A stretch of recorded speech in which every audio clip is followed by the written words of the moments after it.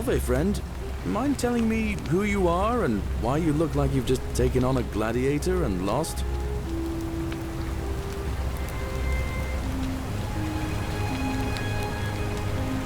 Oh, sounds serious. I'm listening.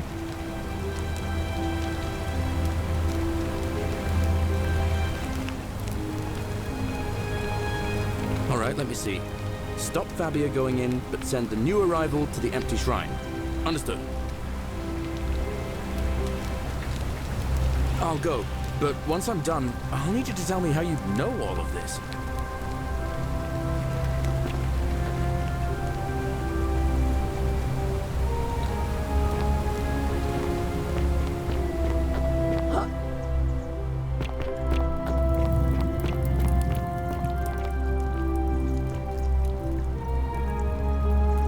You're here.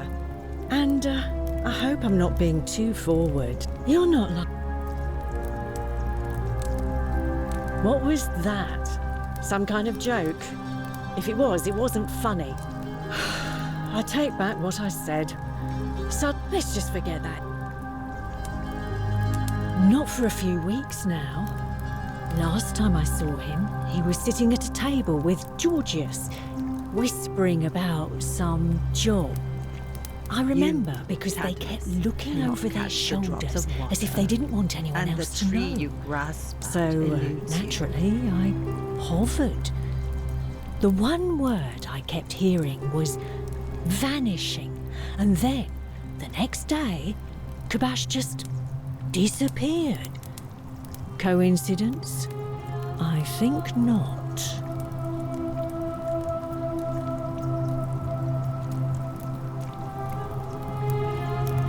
Certainly, for 10 denarii. Have you met Livia? She used to do my hair, until one day she just snapped. This place has that effect on people. Now, she just stands around, caked in filth, muttering nonsense to herself. It's a real shame. Now I have to do my own hair.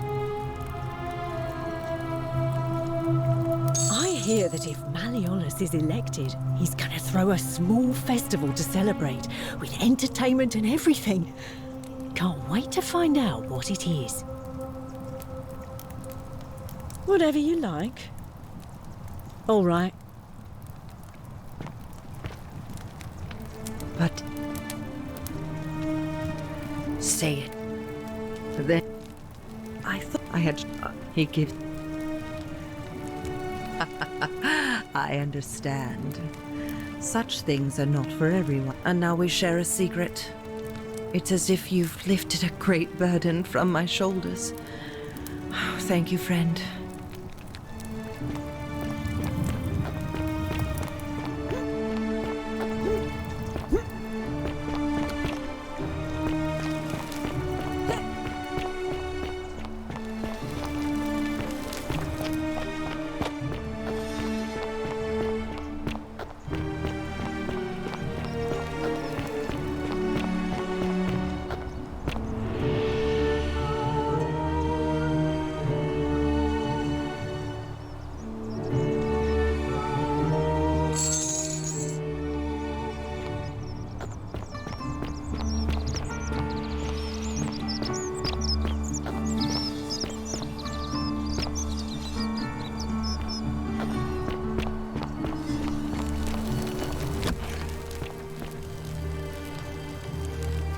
What are you doing in here? She needs the... What? Quick, give it here. Yulia, you need to swallow this. Here, let me help you.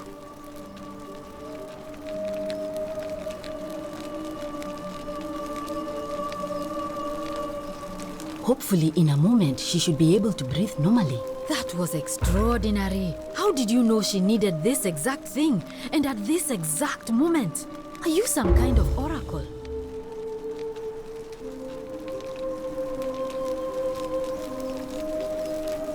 But how could you know she needed this exact medicine? And how did you even get it? I guess it doesn't matter. You just saved a person's life, and you should be proud of yourself. She might even be able to thank you herself in a few moments. And maybe she can tell us who poisoned her and who she meant when she was muttering about that snake's cruel black eyes. In the meantime, I'm happy to help you with whatever it is you need.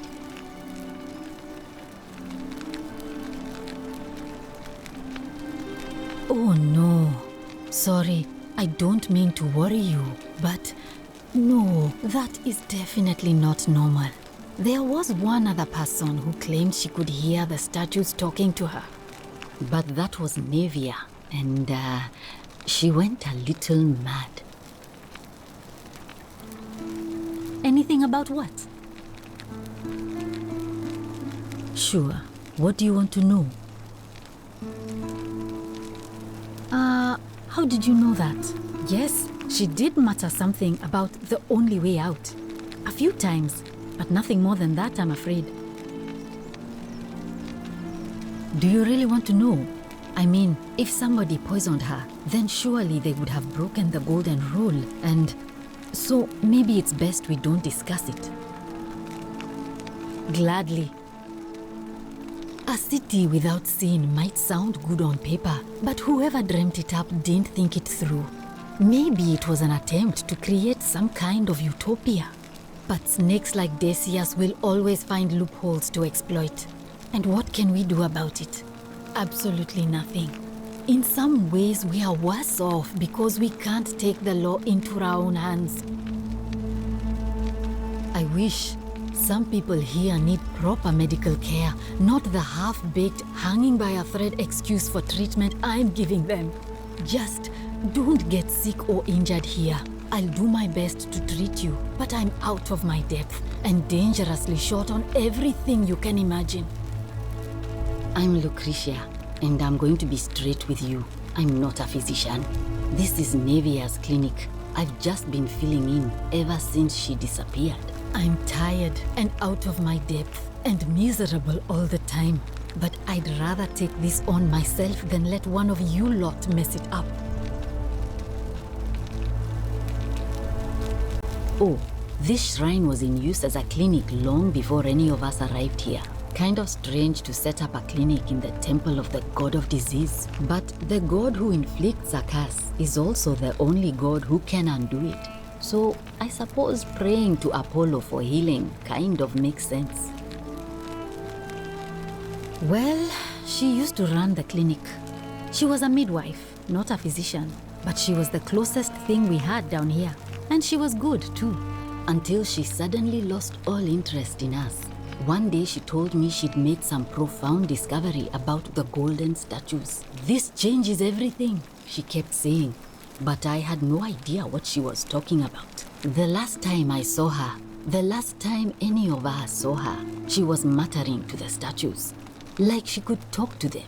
And then she shut herself in the palace, barred the door from the inside, and nobody's seen her since. She's been gone so long now, we figure she's either dead or up to something so strange that she doesn't want anyone else to know about it.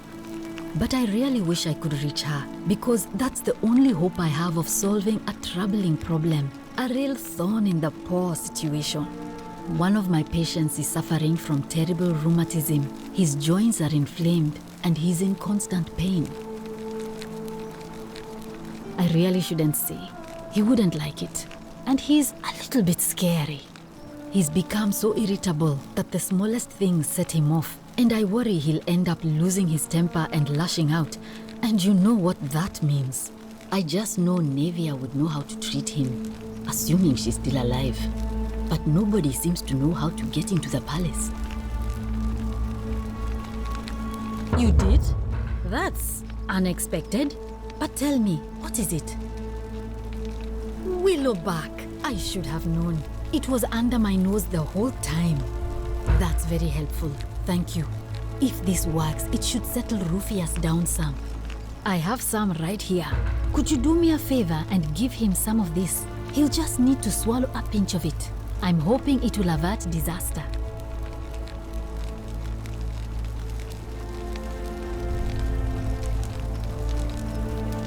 Thank you. I'm really glad you arrived when you did. That's a shame. Thanks again for saving Yulia's life. Apollo smiles upon you.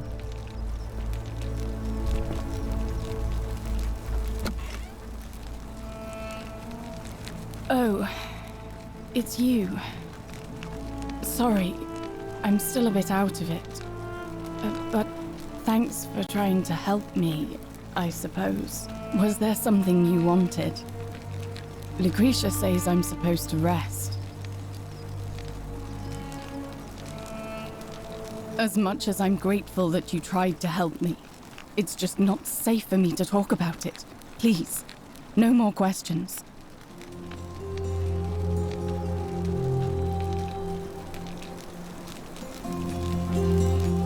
Thank you. No. I did hear from Ulpius that she disappeared. It's very sad. She was such a lovely young woman. But I'd been locked in Malleolus's villa for months before she went missing, so I can't help you, I'm afraid.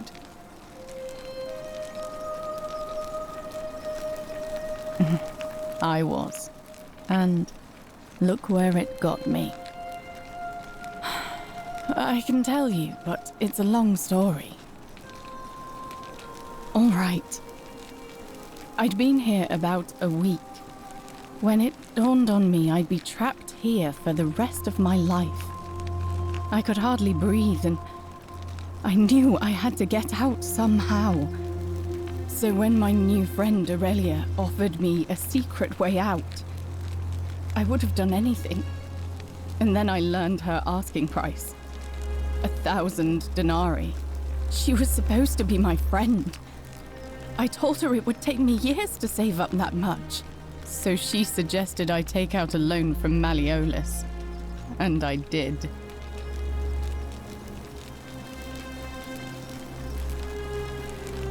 I had to sign an agreement saying I'd work off the debt over 30 years.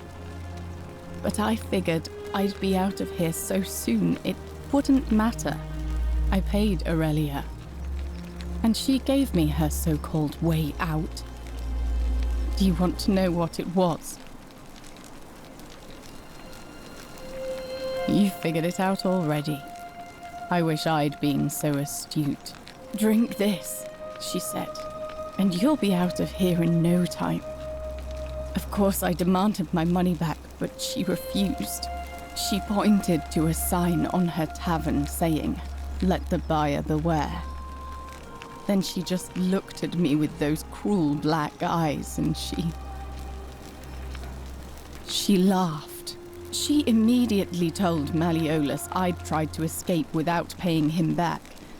Only, he didn't seem upset or surprised at all. In fact, he just thanked her. And that's when I realized the two of them had planned the whole thing from the beginning.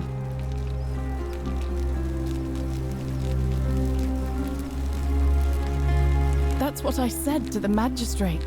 I went to Sentius and begged for help, but he said the law was clear. I'd signed over my labor for 30 years and there was nothing he could do. I thought about resisting too.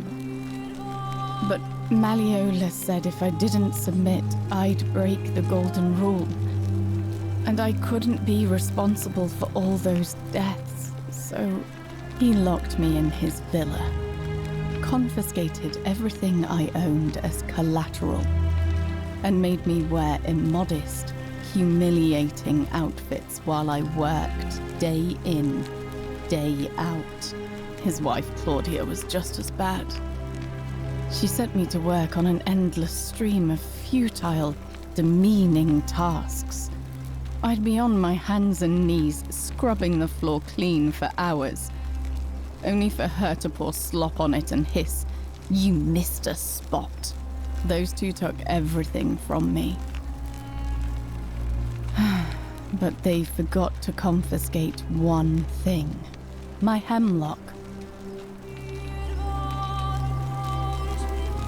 I just wanted it to be over, but it seems I messed that up too.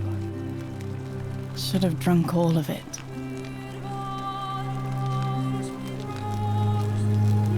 I brought it on myself.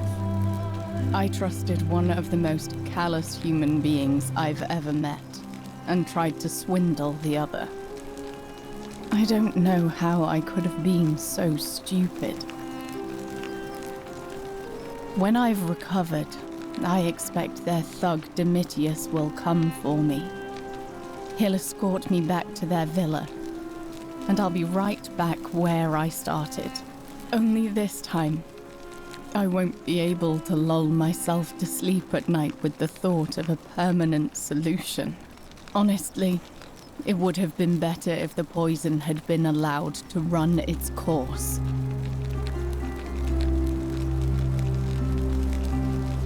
I doubt it. It seems this is the fate the gods have chosen for me, for trying to escape. At least until someone breaks the golden rule. Maybe it wouldn't be so bad.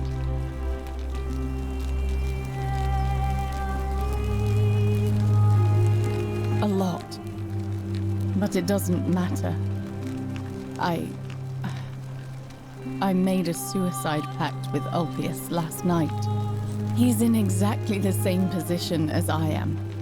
Malleolus and Aurelius set the same trap for him a month after they did it to me.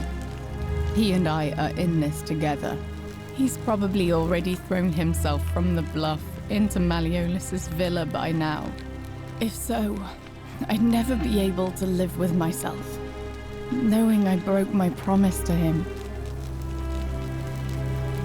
I doubt you could make it up to the bluff in time. I don't know who you are, or why you seem so determined to help me, but thank you.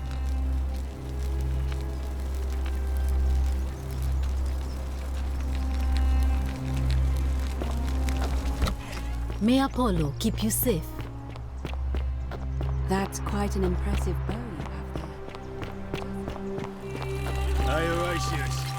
How's it feel knowing your man's doomed to lose the election today? You're trying to goad me into an argument. It won't work. I'm a stoic, remember?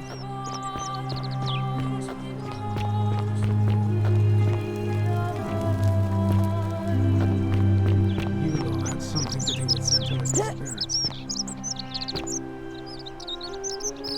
If I find out you did something to that poor sweet girl, not even the golden rule is going to protect you.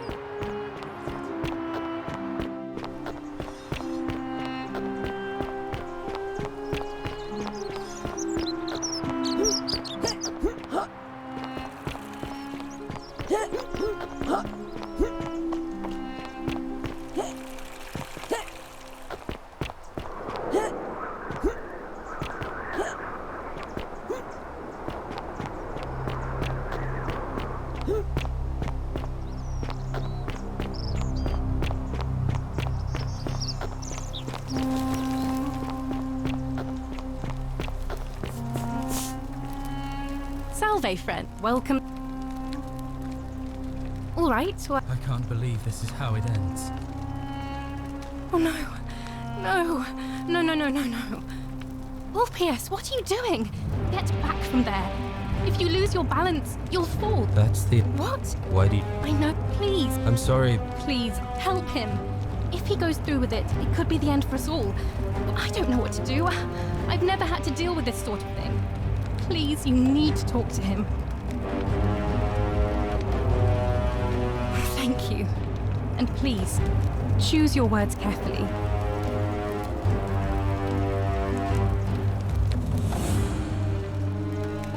You know about that? How is that possible? I mean, I've never mentioned it to anyone. Well, if you say so. You don't understand. I don't want to hurt anyone.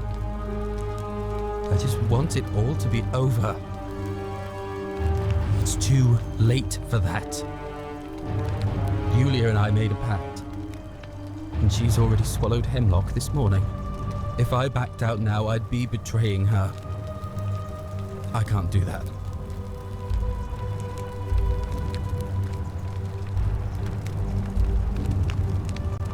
Oh, really? That changes things a little. But we're still in debt bondage to that monster. Unless you happen to have 2,000 denarii to pay off both of our debts.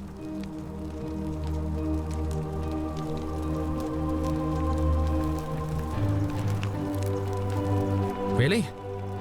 Wait. So, I guess you'd want me to work for you then.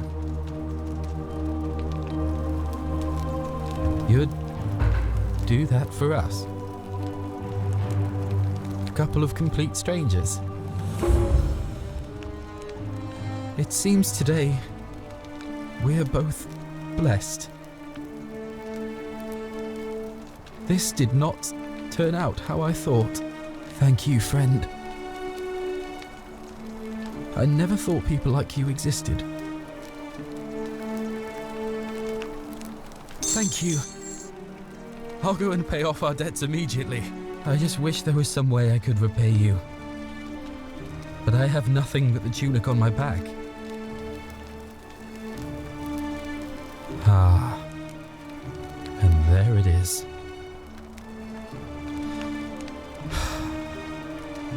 All right. Scintilla and I were in love. And then, 22 days ago, she went missing. All right. One night a few months ago, when I was cleaning Malleolus's villa, I heard a young woman singing. It was the most beautiful thing I had ever heard. I wasn't allowed out. So once everyone else was asleep, I climbed up the inside of the villa and onto the roof, just to see where that sound was coming from. And that's when I saw her. Standing in the garden of the magistrate's villa, I just sat there on the roof, listening to her with my chin on my knees. And for the first time in a long time, I felt hopeful. And then she looked up and saw me and she smiled. I knew at that moment the fates had brought me to her. And from the moment she asked my name with this warmth and curiosity, I knew I'd have done anything for her. And so for weeks on end, each night I'd climb out of the villa and into her father's garden. We'd hold hands and talk about all the things we'd do once we got out of here. Like having our own vineyard. And then one morning I woke up and everyone was out searching for her. They said she'd vanished in the night. All I could do was keep my head down and try to hide how beside myself I was. Scintilla was the one thing that made my life bearable. But with her gone, things unraveled quickly. You saw how bad it got.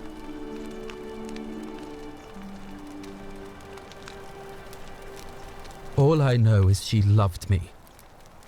And if she had known a way out, she would have told me. She'd never have taken her own life. And there's no way anybody could have killed her under the Golden Rule. I can't prove it, but I just know she's still alive somehow. Even now, it's as if I can hear her voice in my head, crying out to me. That can only mean one thing. Somebody abducted her. I have no idea how or who would want to do something like that to such a sweet, lovely girl. But what else could have happened? My guess? Malleolus had something to do with it. He is without doubt the most evil man I have ever known. I have no idea where he'd be keeping her, but there is one room in his villa, upstairs, which is always locked. I've never seen the inside of it, and I haven't been able to steal a key without breaking the Golden Rule. But I have a feeling that if you could get in there somehow, it would shed light on a great many things. Let me know what you discover. I'll go and take care of things with Malleolus and tell Yulia the good news. Thanks again, friend. I'll never forget what you did for us.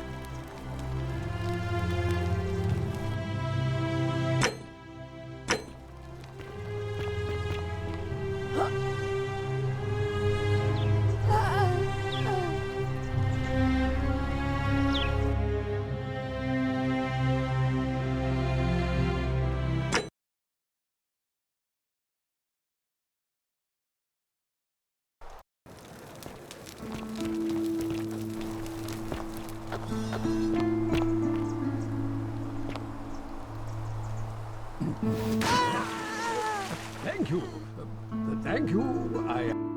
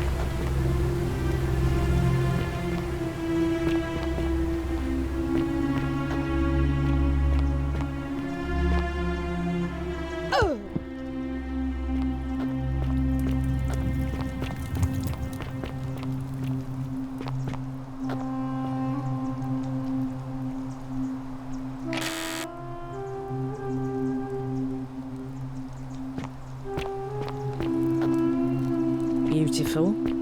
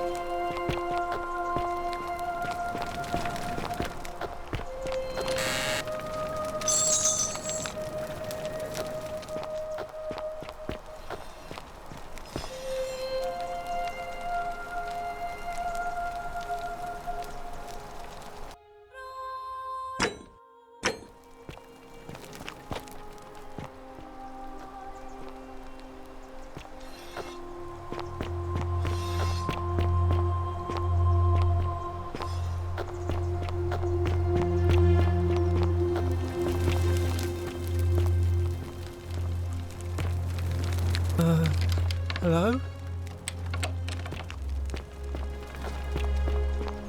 Fortune smile on you, sister. Salve again, friend. I went and did as you asked, and it worked.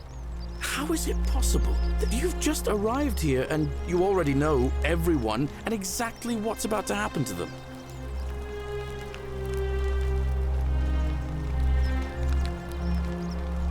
Ah.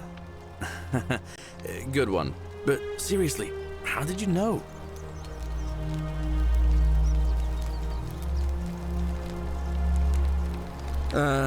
That's a shame. Now everybody's gonna think I'm some kind of oracle for knowing the future before it happens, and I have no way of explaining it. Hey, maybe the patricians will start treating me with a bit more respect. But then again, probably not. All right, I'll leave you to it, friend.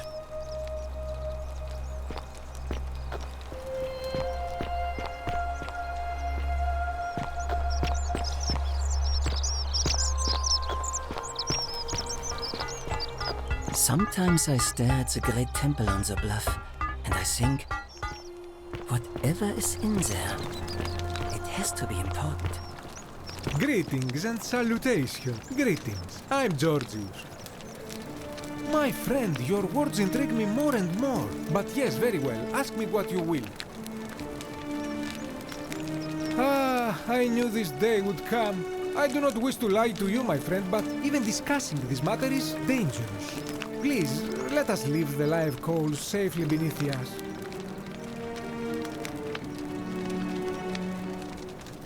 Very well, but the magistrate would not look kindly upon this, so please keep it to yourself. For several months now, I have been sneaking out at night to worship the gods of my ancestors in the temple of Demeter. Each day, I leave offerings of food in the hope that we may have a bountiful harvest, and yet the next day when I return, the food is missing. The offering, it is symbolic, you see. It is never eaten. So I ask, who or what is devouring the food in this temple? Stranger still. Once I sat in front of my shop like the 100-eyed Argus until dawn to see if I could spot a thief going in. But do you know what I saw?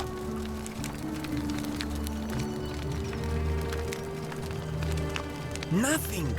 Nobody entered. And yet when I went to take a look, my offering was gone. It is bizarre, is it not? When I told my friend Kabash of this at the tavern, he offered to help investigate. He went in, and to my dismay, he was never seen again.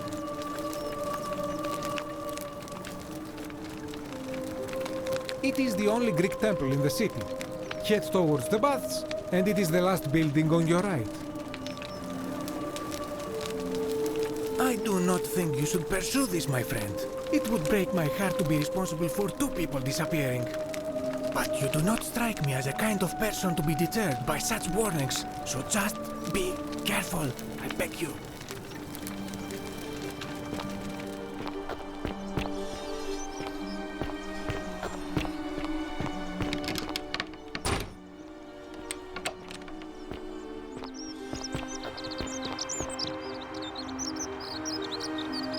Oh, it's you again. You mean my life story? Oh, well, I grew up as part of a big family in Rome. Me and 3 older sisters. Our father found good husbands for my sisters, but I wasn't, cut out for that kind of life. So he found me a job as a scribe for a prominent merchant. It was a good life for a while, until 7 months ago when the fires came. My colleagues and I worked desperately to try to protect our warehouse. We must have had 100 workers passing buckets of water, chanting prayers to Vulcan, but they fell on deaf ears. The fire was relentless and it claimed everything and everyone. Well, almost everyone. My employer told me to grab what valuables I could and flee for the Tiber with the crowds. I remember diving into the river and then the next thing I knew, I was waking up on the riverbank not far from here. Thank you. I consider myself fortunate. At least I'm still alive. If that's your idea of a joke, it's not funny. Go away.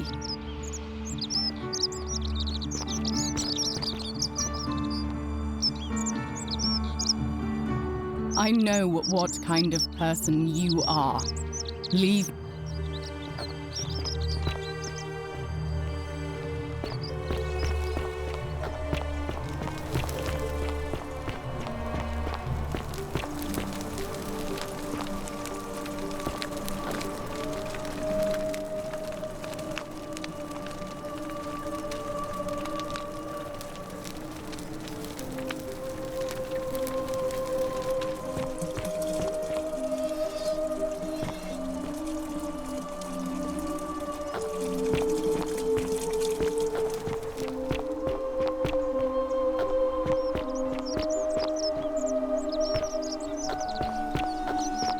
Whatever's in that great temple. Hello there, friend. May I say, that is a glorious bow you're carrying. Do you mind if I ask where you acquired it?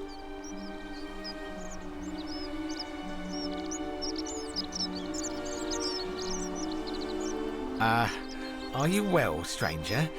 Have you been out in the sun too long? You seem a little confused. Perhaps you should go and see Lucretia in a clinic. Very well, another time.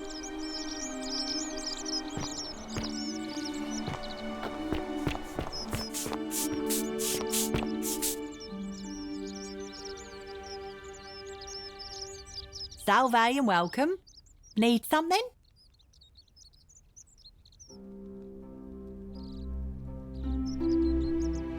Oh, there's not much to tell. All right.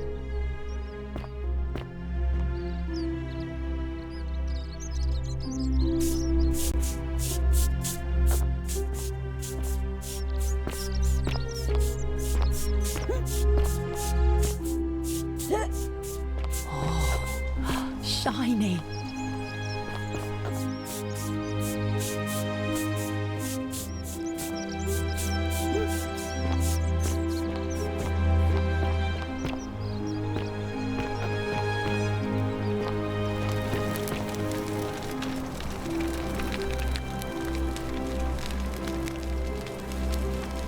Feeling all right?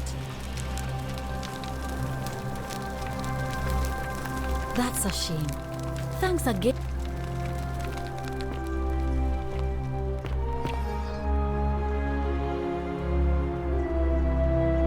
Name's Rufius. What business is that of yours? Willow bark. And this will work? Oh, thank God. Finally, some relief. This is what I've been praying for. Maybe God hasn't abandoned me after all. Thank you. I've been in a lot of pain lately. The rheumatism, these cursed statues always watching, and the crisis of faith. It was too much. Started messing with my head. This is exactly what I needed to set it straight again. I owe you one.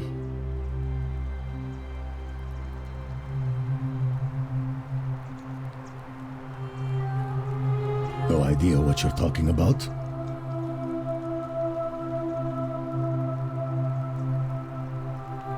See you around.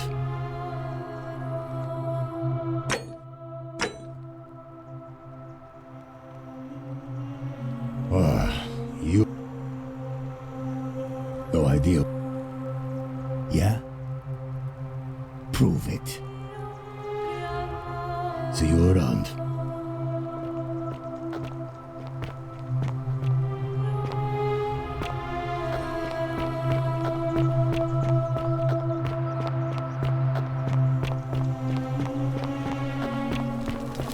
Hey! You're not thinking about going into the cistern, are you?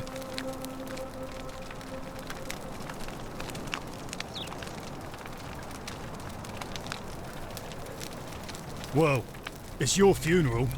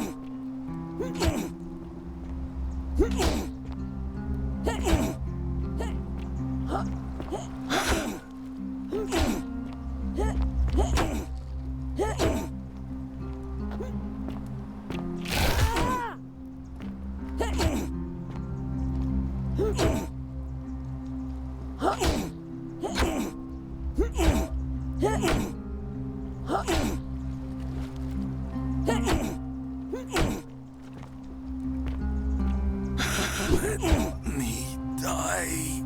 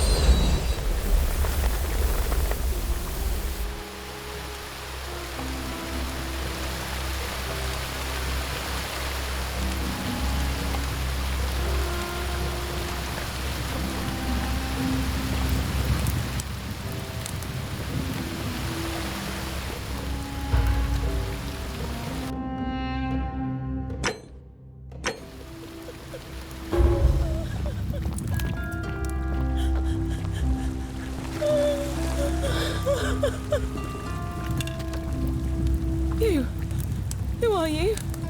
Did he send you? And you know you're here. You have to help me escape before that monster comes back. I'm Centilla. I found a way out through the Gate of Horn, but it's locked. So I told him about it, and instead of helping me escape, he locked me up. He wants to keep us all here forever, or until we're turned to gold. He's a monster. You have to let me go so we can kill him and take his key. Sentius, my adoptive father. Furies, help me.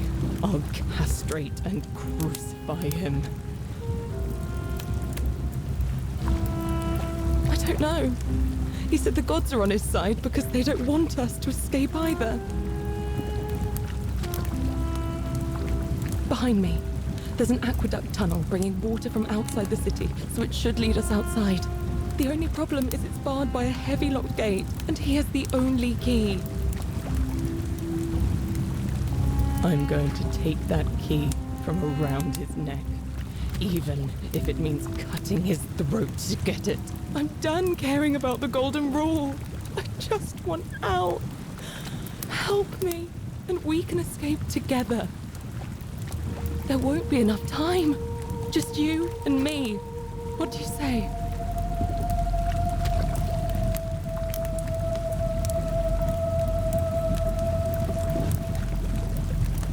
There's no time. Wait, did you hear that? He's here. Quick, you have to let me go. It's now or never. What? No, you can't just leave me here. How can you be so heartless?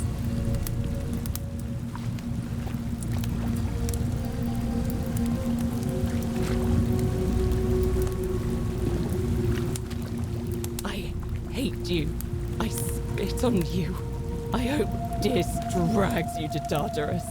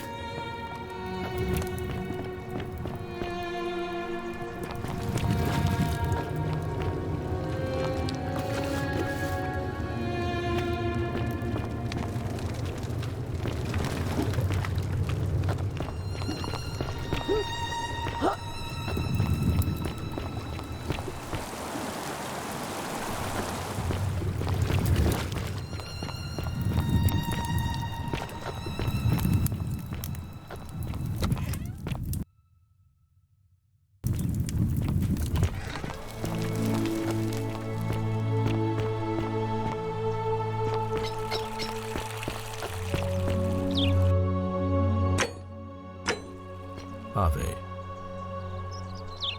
We're finally alone. I assume you already know who I am. May I know your name? We have? Is that a...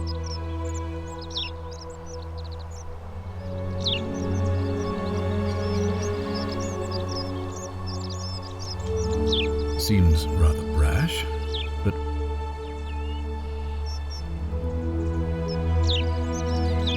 I think it's best if I hang on to it. You mean to ask, why am I unwilling to trust a newly arrived non-citizen with access to our water supply, the lifeblood of this city? I'm sorry, but that is simply out of the question.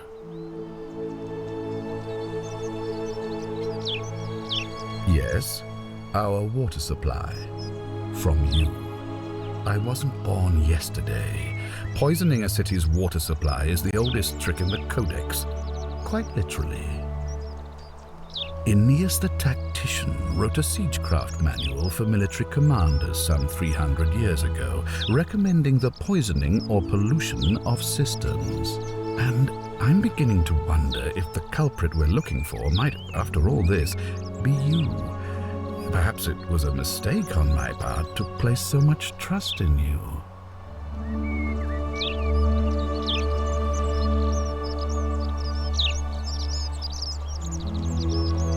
I'm glad to hear that. Now, was there something else?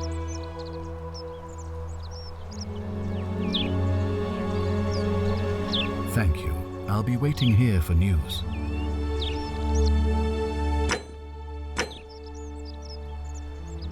You... Me? What are you talking about?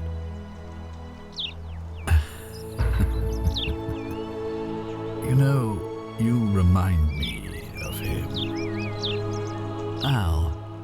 Al Worth. The fellow who came through the portal before you.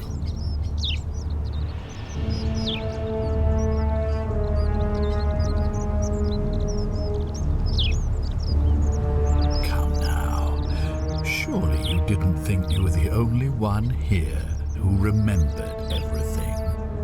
You see, my connection to the portal somehow preserves my memories from one room to the next. Whether that was Proserpina's intention or a happy accident, I'll never know. But I'm surprised you hadn't noticed. Here I was thinking you were a little bit sharper than Al was. Or perhaps you're just more willing to break the rules. He was a moralistic fellow, never once compromised on his principles. And because of that fatal flaw, he relived this day many thousands of times before we finally had this conversation. I watched him come through the portal each time, always a little older, a little more disheveled, a little more haunted. And when he finally saw the futility of it all, as you're about to, it broke him. He drank a jug of wine, tied a noose around his neck, and took his own life, just before he was shot with a golden arrow. The next time I awoke, you showed up, but you've caught up to where he was so quickly. I mean, you've lived through the day, what? 5 times? Extremely impressive. And yet everything you've done has been in vain. All those people you murdered, thinking you were a hero, they died for nothing. Because there's no escape, except the path that Al took, the path he wrote about on his tablet. What was it? Ah, yes. Best to take your own life now. So, you discovered my secret. So what? What are you going to do about it?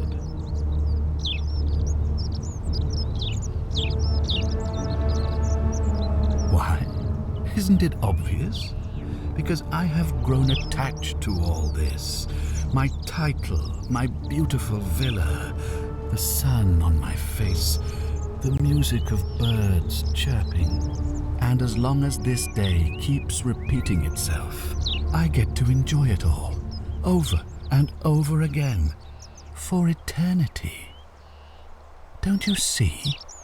I have found a way to prolong my life indefinitely, to cheat death.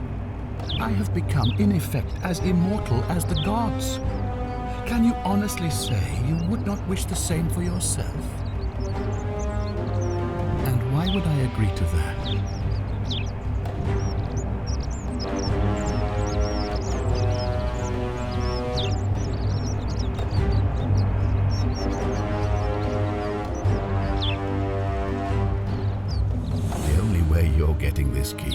is over my dead body. And if I die, I won't be able to open the portal for you again, meaning you'll have created a paradox. You see, it was my actions that brought you to this point in time. So if you kill me, you'll stop me from doing so, and you being here will be an impossibility. That means if I die, you'll be flung back to your original time, having caused the deaths of everyone here, and you'll never be able to undo it. Is that what you want? You might want to think that through. If anyone so much as touches me, everyone dies. Ugh, you and your pathetic morality.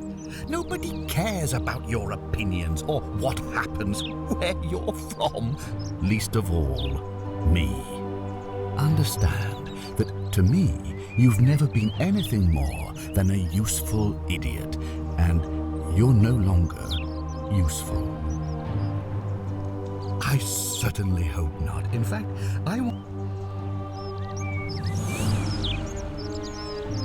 we both know you're not that stupid, so go on, make your empty threat. But believe me when I tell you. Now, get out of my villa.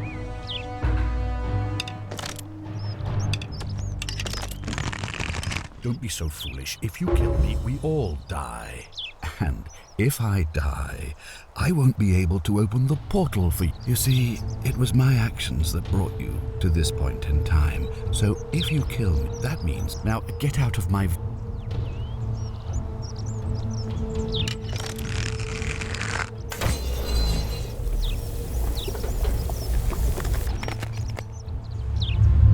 The many shall suffer for the sins of the one. He does not know how to die well.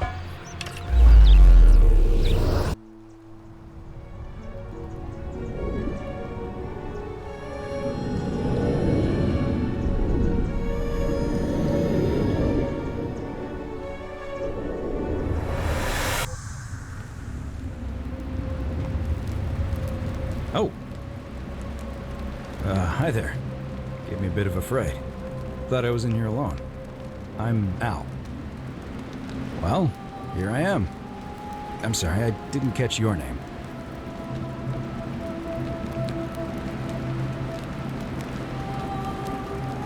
Funny you should ask. I was just reading an old tablet I found here. Well, trying. My Latin is kinda rusty, but the last entry mentioned someone with the same name.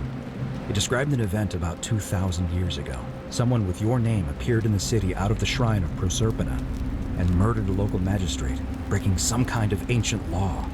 It said that the voice of a furious god rang out, and the ground trembled and statues sprang to life, firing arrows at the city's inhabitants. Apparently, as the citizens screamed and died in pain, the stranger just vanished in a flash of light. I didn't for one moment think it was, but the way you say that makes me wonder. I mean, how many people with that name could there be in this place? I don't understand how you could have been here 2,000 years ago.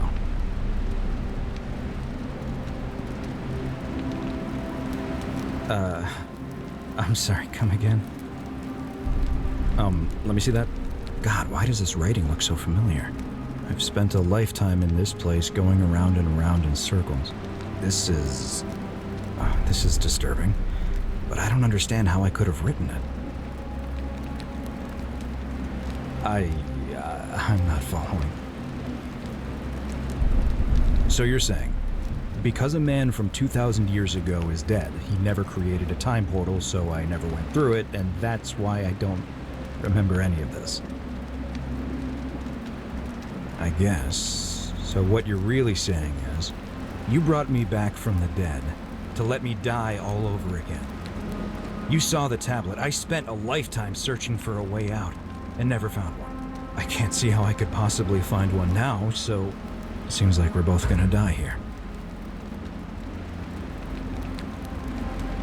A mistake? You murdered a man in cold blood, and now there's a city full of dead people. It's only a matter of time before we join them. I guess all those old Latin inscriptions were right. pro peccata unius, multis dolabat. The many shall suffer for the sins of the one.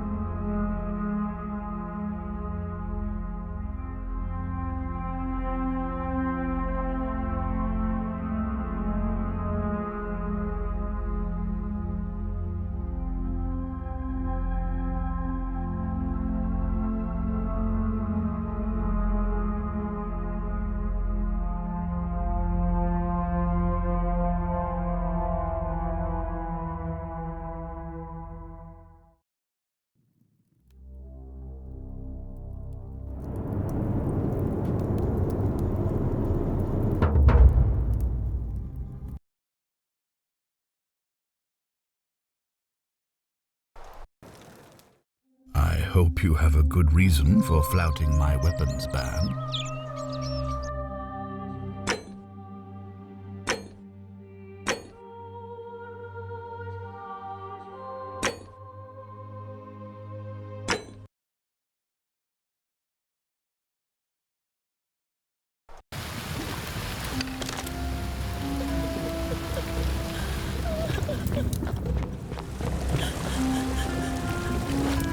You! Who are you? I'm sent. Who wants to... Behind me. The only problem is it's barred by a heavy locked gate, and he has the only key. Sentius. I don't know. I'm going to take that key. I'm done caring about the golden rule. I just want out. There won't be enough time. Just you and me. Oh, thank you. Now follow.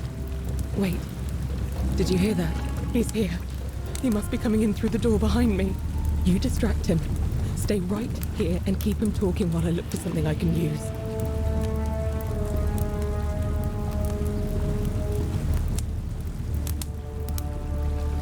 What did you do with Scintilla? Where is she?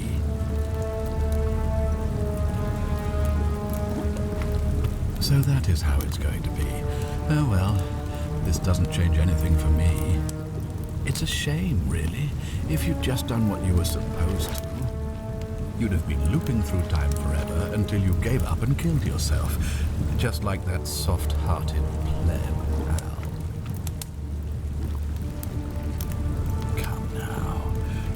You see, but I'm surprised you hadn't noticed. He was a moral, and because and when he finally, the neck I'd have put just a 4. Not many. But don't worry, I'm sure there'll be another useful idiot who comes along after you're dead. In any case, there's no escape for you except the path that Al took, the path he wrote about on his tablet. What was it? Ah, you'd better to end it all now. So, you discovered my secret. So what? What are you going to do about it?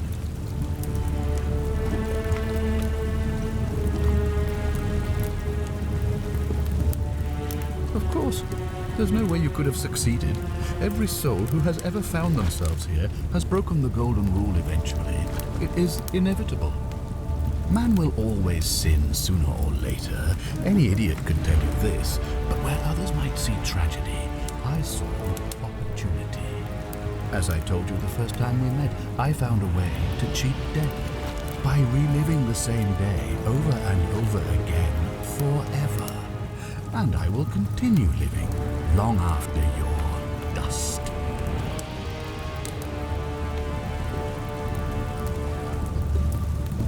Why? Isn't it obvious? Because I have grown attached to all this. My title, my beautiful, and as long as this day, I have found a way to prolong my life indefinitely, to cheat death. I have become, in effect, as immortal as the gods. Can you honestly say you would not wish the same for yourself?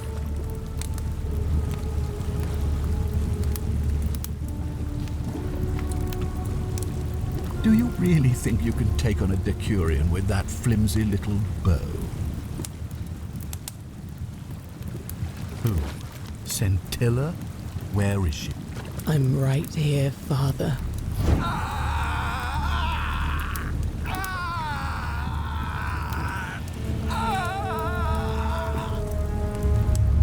The many shall suffer for the sins of the one. Come on, we have to go. Hey, what's happening to you? That light, it's so bright.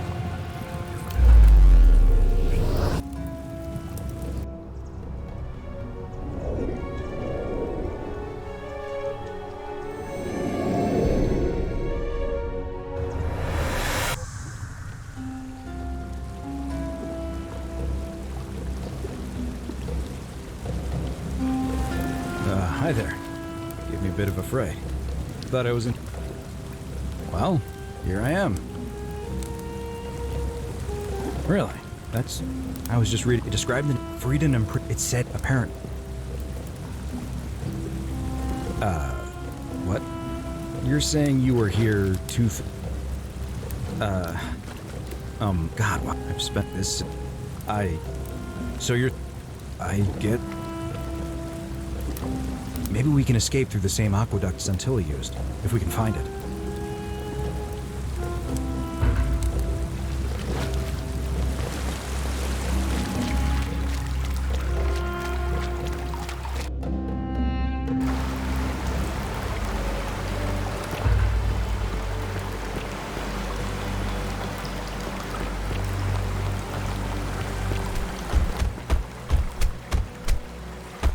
I'm gonna pause here for a moment and make sure nobody else has ever lured into this temple. You go on ahead.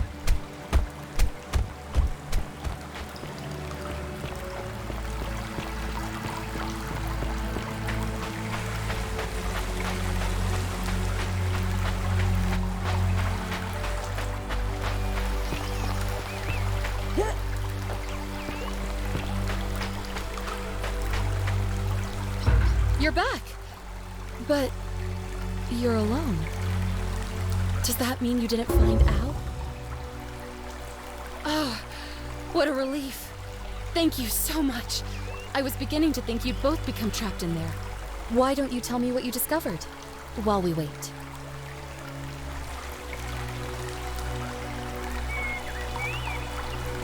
Ah, I see. I thought you might. Well, now you know. I suppose you have questions. You can just call me Carol, if you like. I am sorry I was not completely honest with you when we first met. I do not enjoy deceiving people. Believe me, I do not. But I have learned, from 5,000 years of experience, that most people find comfort in familiarity, in gradual change, and coming to see the truth in their own time. That you died, of course. You were dead when I brought you here. My role, as the servant of the god of the underworld, has always been to assist the chosen to cross the threshold from the land of the living to the land of the dead. Usually, when people do not remember how they died, it is because they suffered a terrible trauma. Most souls would rather not remember. Ask yourself honestly, do you really want to know? As you wish. You were murdered. You made a purchase in a marketplace, and the change you received was, by mistake, a single silver coin of ancient origin. You were seen inspecting it, and soon after, you were set upon by 2 thieves. The shopkeeper who had given you the coin saw the scuffle break out and leapt to your aid. You both fought bravely, but your assailants were armed, and you were not. There was nothing you or your ally could have done. He died instantly at the scene, and you followed a few hours later. That man's name was Al Worth. You were each in possession of a sacred coin, called Karen's Opal by some, and so it was my duty to bring you here. Perhaps you have heard the tales of the Greeks and Romans burying their dead with a coin in their mouths to pay the ferrymen for passage across the river. Well, those stories contained a seed of truth, but not any coin would do. A long time ago, my master created 1,000 silver coins and had me distribute them across the world. My orders were simple. Whenever a person died in possession of a coin, I was to locate them and ferry them here. That is a question you would have to ask him, if that were still possible, in light of the path you have chosen. I am just his servant, doing his bidding. Only now, I find myself bereft of purpose. You see, The coins on you and Al were the last of the 1,000 in existence. There is nobody else to ferry here. Nobody to keep you company. After 5,000 years, the underworld has finally run its course. I see no point in keeping you here, but I have to ask one thing. That you keep this to yourself. Look! Here comes Al now. Al! It's so good to see you. You were gone so long I thought I'd never see you again. Kinda lost track of time in there. You wouldn't believe what we found. The ruins of a long-forgotten city. And there was a tablet describing an event 2,000 years ago. Supposedly, the city was destroyed when a woman murdered a tyrant with the help of, well, my new friend here. I know how crazy that sounds. Maybe not that crazy. That woman. I don't suppose her name was Scintilla? How could you... What? She left a tablet of her own. I stumbled across it while I was waiting here. I think she meant for you to read it. Here, take a look. I don't know what became of you, or if you'll ever read this, but I want you to know that I will never forget you, or what you did for me. It pains me that so many dear friends were not so fortunate. Ulpius, Sentia, Lucretia, Horatius, Galerius, poor Dooley, and the others. But please understand, their blood is on my hands, not yours. I will live with the consequences of my actions, and all I can do is move forward, trying to show others the same compassion you showed me. I promise you that saving my life will not be for nothing. Scintilla. Sounds like you meant a lot to her. I'd love to hear your story, but first, you two look exhausted. Why don't you hop in my boat and rest while I ferry you back to civilization? Sounds good to me. And you? Are you ready to go home?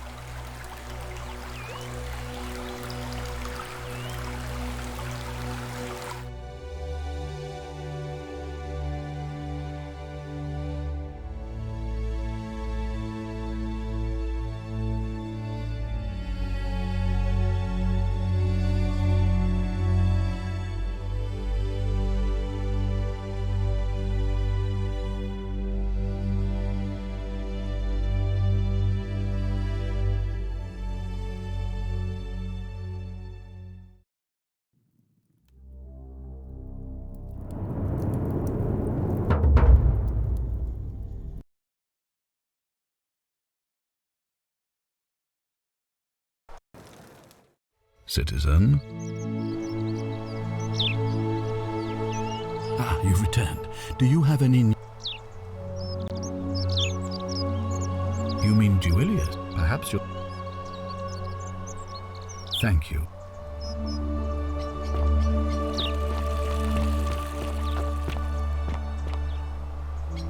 Malleolus isn't receiving visitors at the moment. Do I seem like anonymous threats are my style? You don't know Sturkus. Whatever. Just remember, I'll be watching.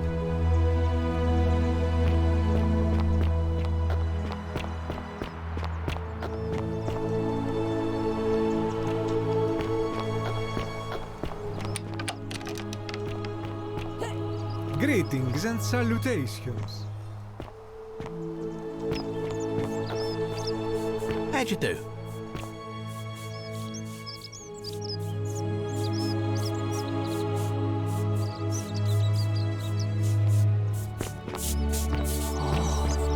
Shiny.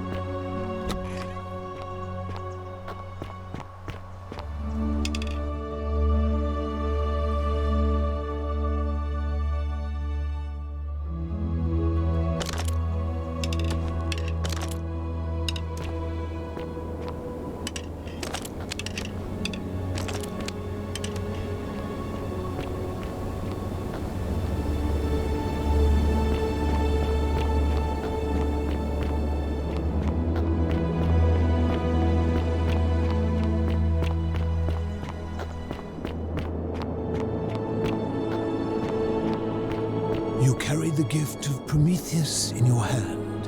Remarkable.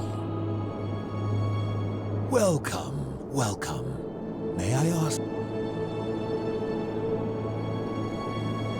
It is best you do not know my name, for merely to speak of my existence in the city above could bring destruction on you all. Tell me, what brings you all the way down here?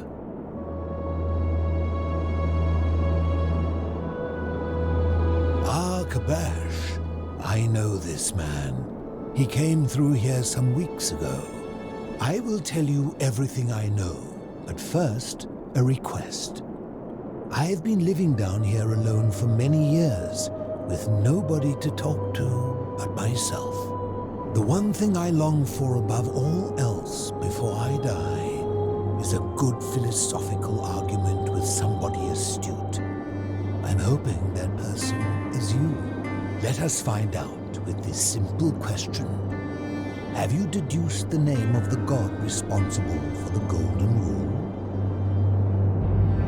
Excellent. I see you are indeed quite astute. Very few come to that realization before their time in the sun is over. Now, will you join me in a friendly Socratic dialogue?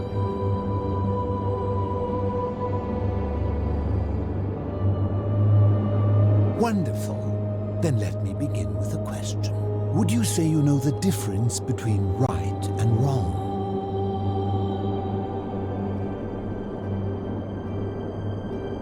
You are an overthinker too.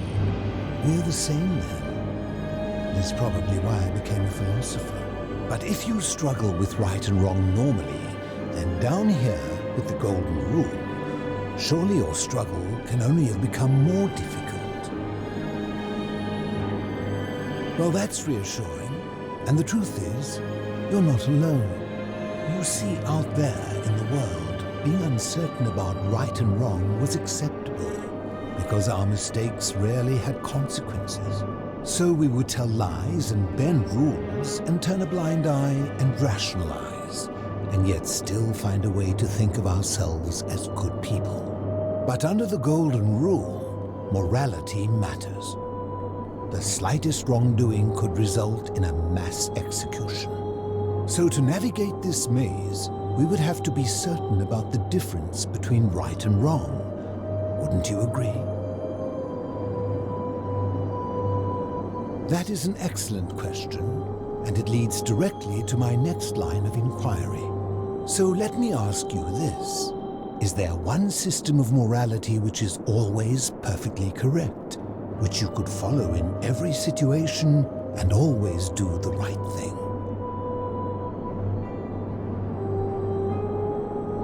How can that be? Since they all have differences, it follows that in some cases they would offer different conclusions about what is right and wrong. If there is a correct moral code, then wouldn't it follow that only one can be the correct one?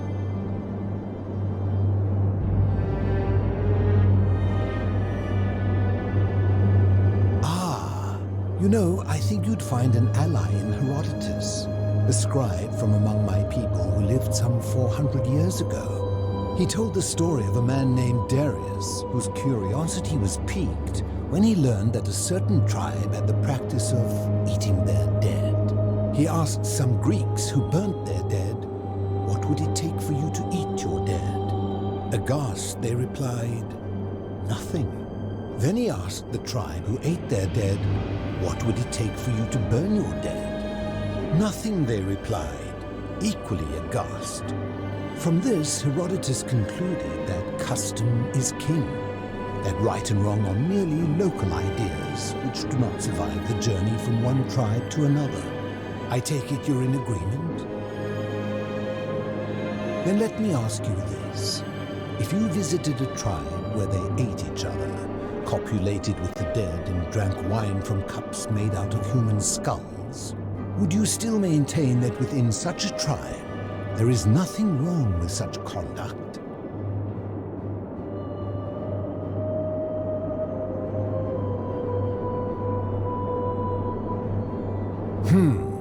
Disturbing. And while I do not agree with you, at least you would have the support of Herodotus.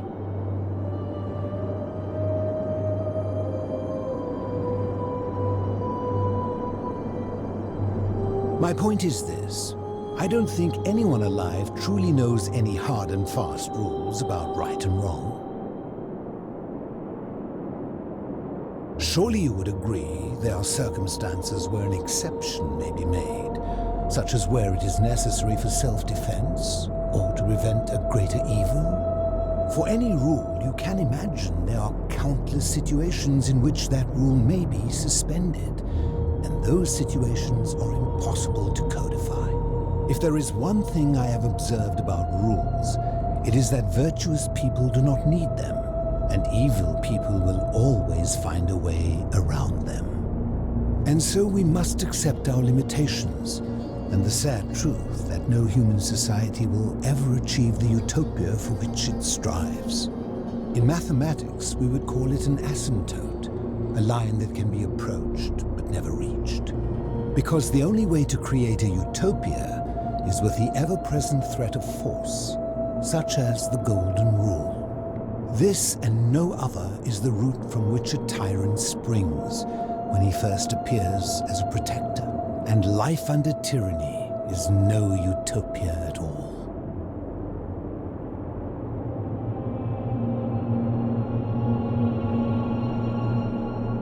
I'm glad to hear that. In any case, thank you for humoring an old man. I would be happy to answer your questions.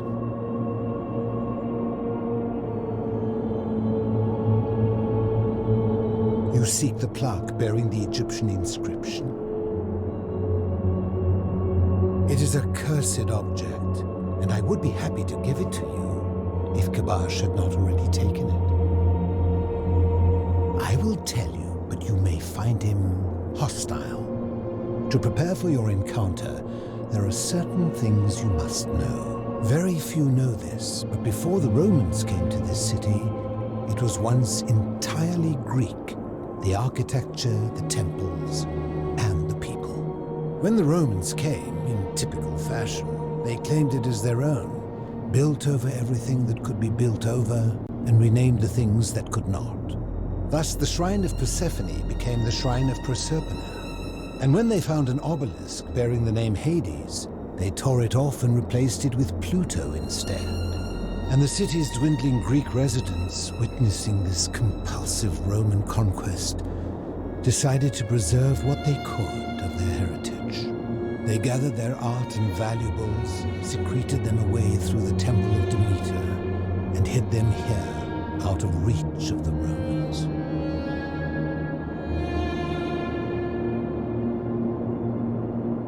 However, there was one thing that always seemed out of place to me, and it is the very thing you seek. An even older plaque bearing an Egyptian inscription. We had no idea until years later when the first of my friends began to die. As a result of their deaths, we began to dig catacombs branching off from this cavern to lay them to rest. We extended the tunnel so far that we accidentally discovered another, an even older tunnel, which somebody had gone to great lengths to keep hidden. Suddenly it made sense why there was an out-of-place Egyptian plaque among our people's possessions. You see, we proud Greeks had thought the Romans beasts for stealing and corrupting our heritage. But it turns out this game has been going on much longer than any of us imagined. I think it is best you head through the catacombs and follow Kabash's trail.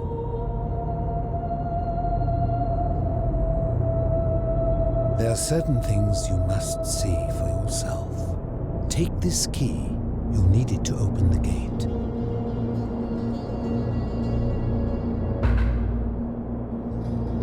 You mean, how did I end up living alone in this cave with nothing but these relics of the past for company? It's a long story. I was a quarrelsome young man. At 19, I left Corinth for Rome to study rhetoric at one of her finest academies, so I could argue more forcefully. Back then, I used to enjoy verbally sparring with everyone I could, and I was good. One night, I found myself in a tavern in an argument with a drunk mercenary. It became heated. He drew a gladius, and I won the argument, but lost my life. I woke up on the banks of the Styx at a campfire opposite Karen. Of course, I tried to persuade her to let me return, but even with all my skill, I failed.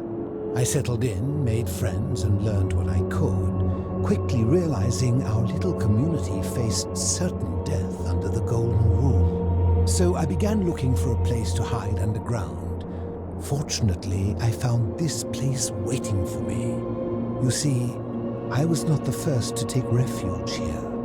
I returned to my friends above, persuaded them to join me, and 12 of us descended for the last time to live out our days hidden from Hades' tyranny.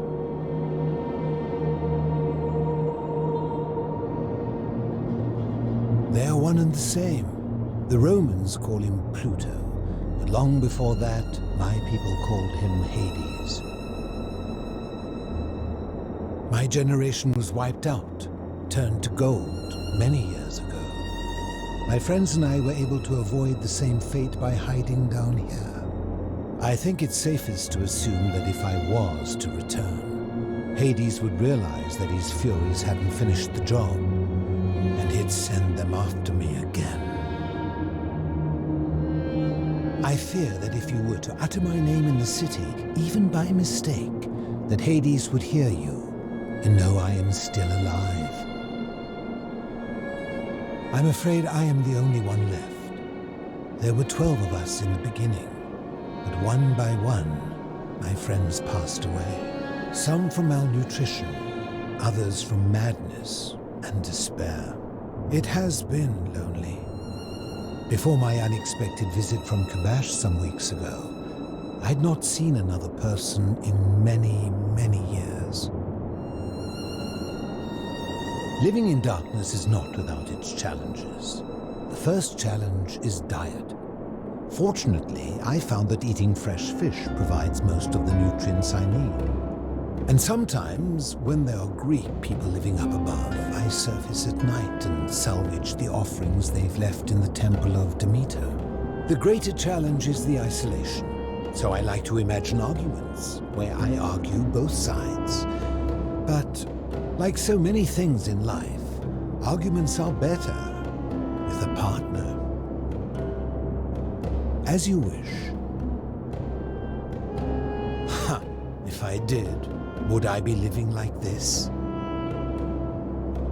Did we not discuss it at length already? Oh, I see. You're toying with me. Ha!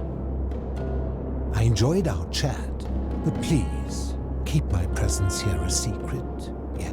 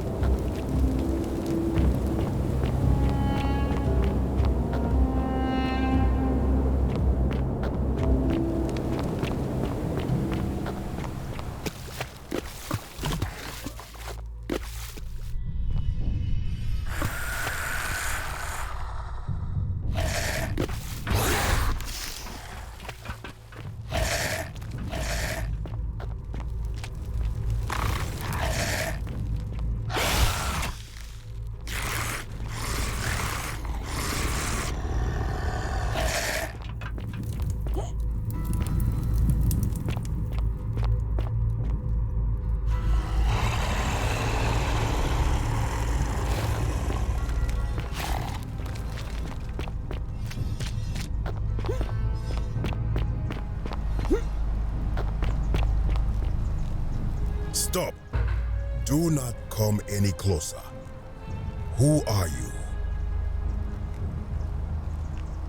I am Kabash. And let me guess, another Greek or Roman come to loot and plunder the resting place of my ancestors,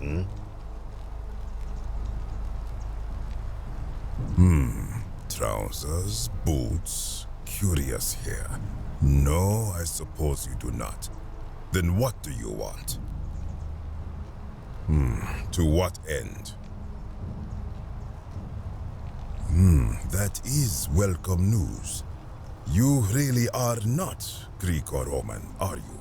I was planning to return it myself, but for now, I must remain. Here, take it and restore the honor of Osiris.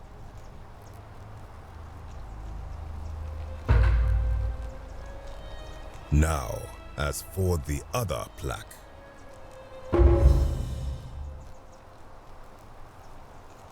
Indeed, I have it right here. I stumbled across a collection of dusty curiosities while searching for a place to hide from the hungry children of Amit, and there it was. You may not. In fact, I am about to destroy it. Because it speaks a treacherous, blasphemous lie. I will tell you, but first, do you know what this place is?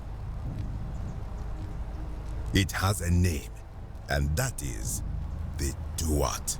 See what has become of it. I have been down here for weeks, piecing together its story, and here is what I have learned. As Egypt declined and the Greeks had their turn to flourish, their souls came here in great numbers, but instead of adopting our ways, they copied and corrupted them. When they found the obelisk bearing the name Osiris, the true god of the underworld, they desecrated it, removing his name and replacing it with Hades. Even the ferryman of the dead, known to my people long before as Kerti, they renamed to Keron. As if that desecration was not enough, they built over this place, using it as the foundation for their own underworld, so that ours was forgotten. My only solace is that the Greeks then suffered the same fate when the Romans rose to power, renaming Hades to Pluto, and the cycle began anew.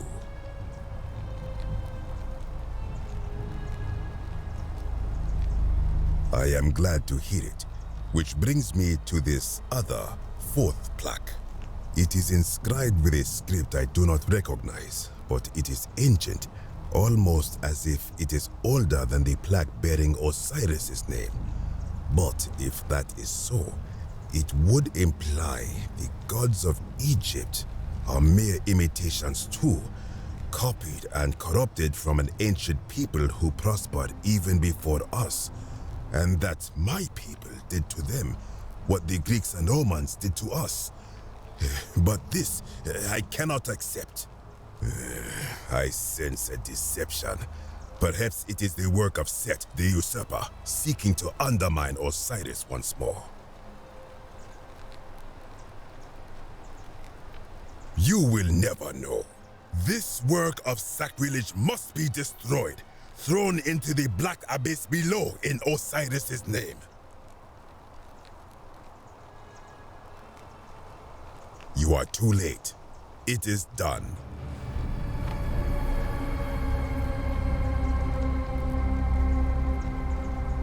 You would plunge into the depths of the Duat with no way back up. Madness.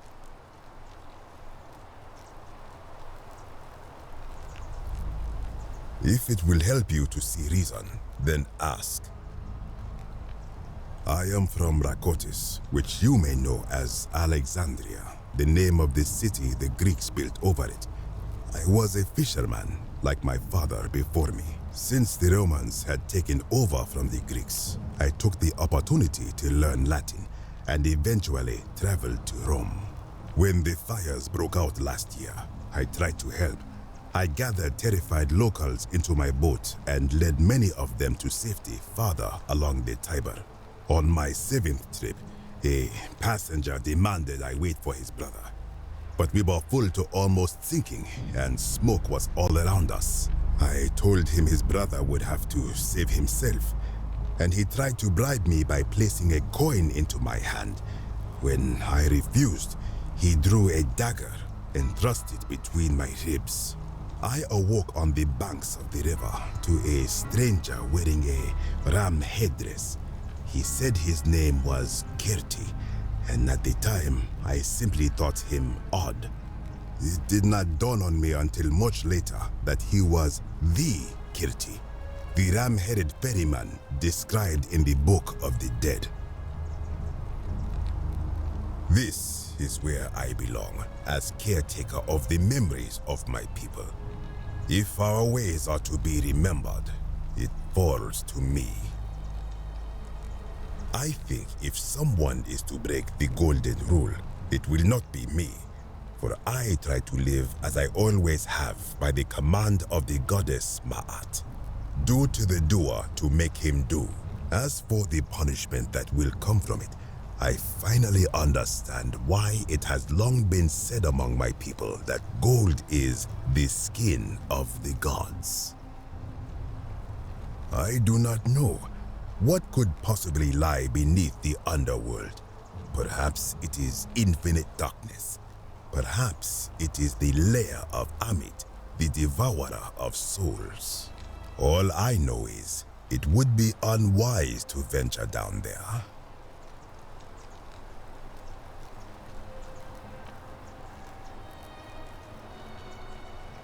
Most unwise. Good. Be gone from this place. Wait. You are planning to go down there. I see it in your eyes. You would plunge into the depths of the Duat with no way back.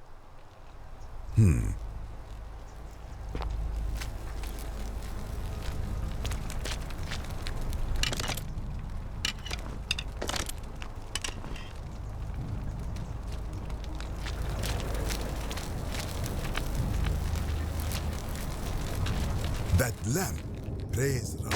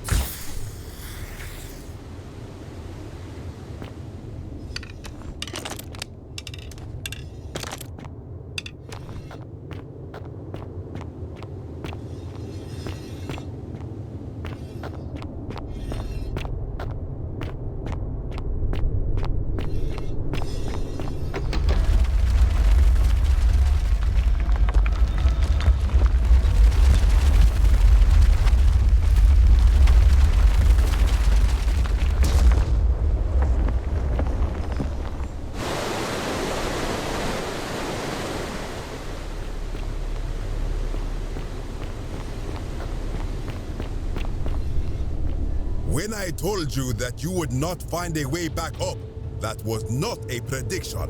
That was a promise. You will die here.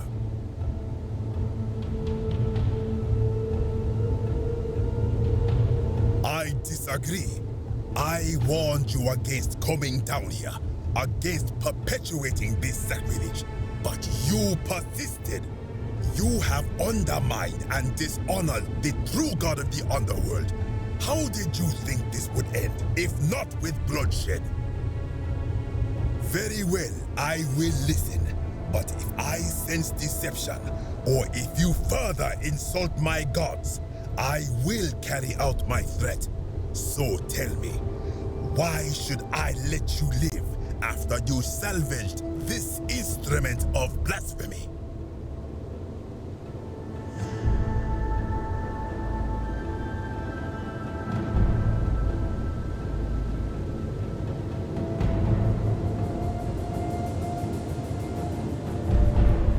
Why? To what end?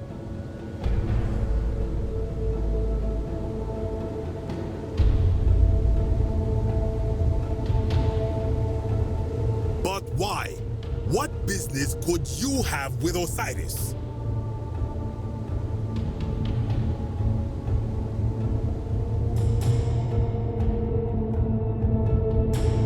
Blasphemous fool! You have sealed your own fate.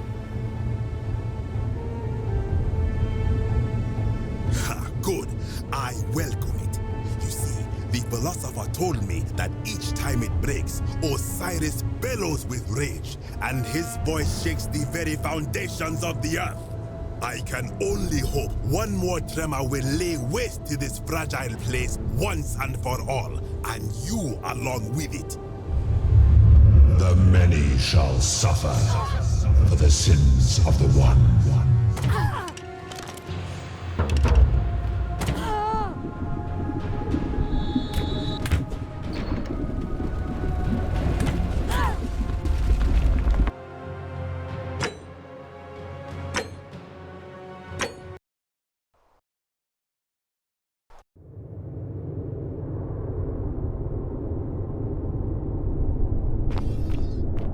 When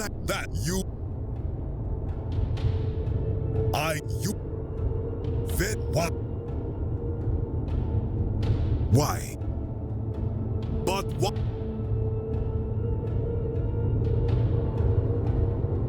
Blasphemous, suicidal fool! You.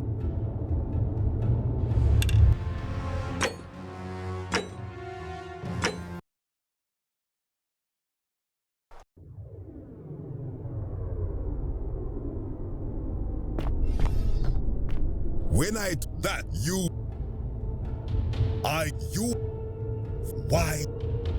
why? But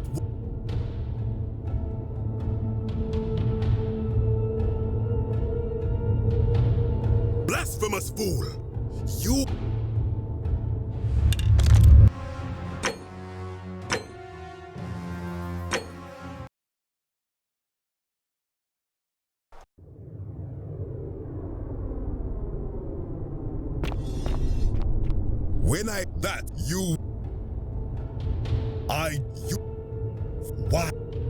What?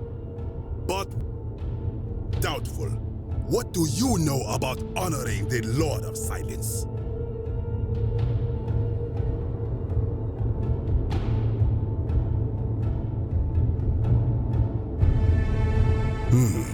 You speak the truth. Indeed, it seems we have all been deceived. Many of my ancestors endured great hardship to live good lives so that we may descend to the Duat in death and be judged accordingly. We prepare to have our hearts weighed on Anubis' scales and to swear ourselves innocent of sin before the 42 assessors of Ma'at. And yet, I arrive here to find the Book of the Dead contained only a seed of truth. And now I ask myself, did our priests steal and embellish the stories of an older people and feed us lies all our lives simply to trick us into obedience?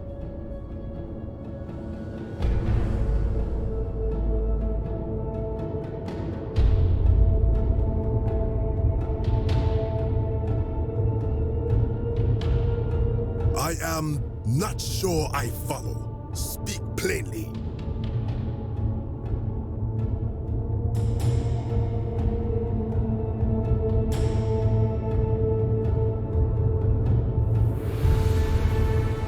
Now you insult me and all of my ancestors.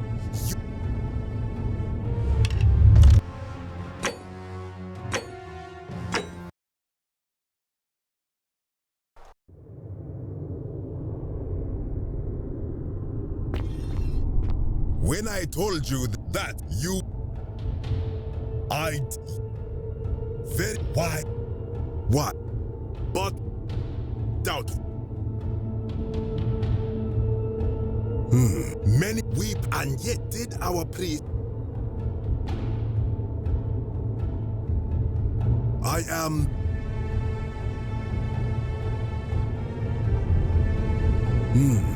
Perhaps there is some truth in that.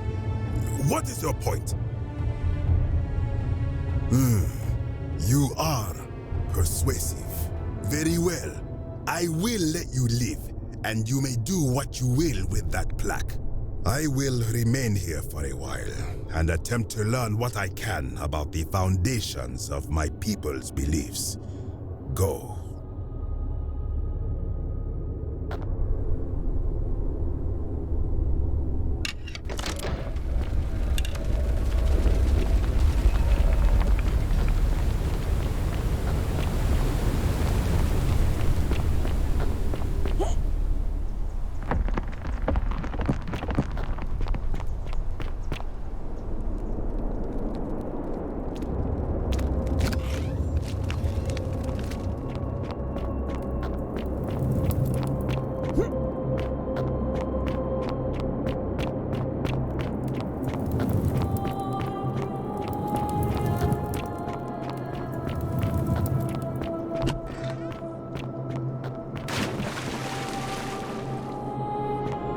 You carry the gift of Prometheus in your hand.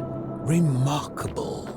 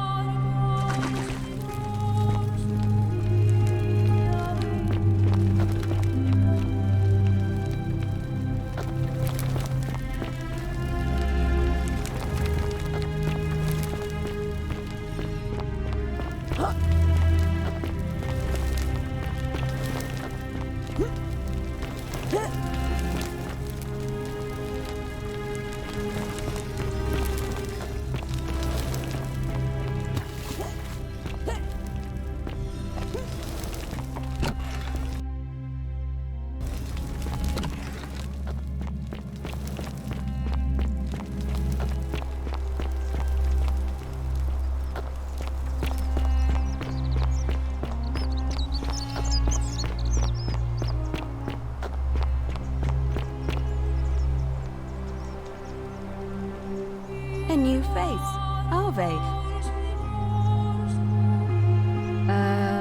I beg your pardon? Oh my, that is quite a lot to take in.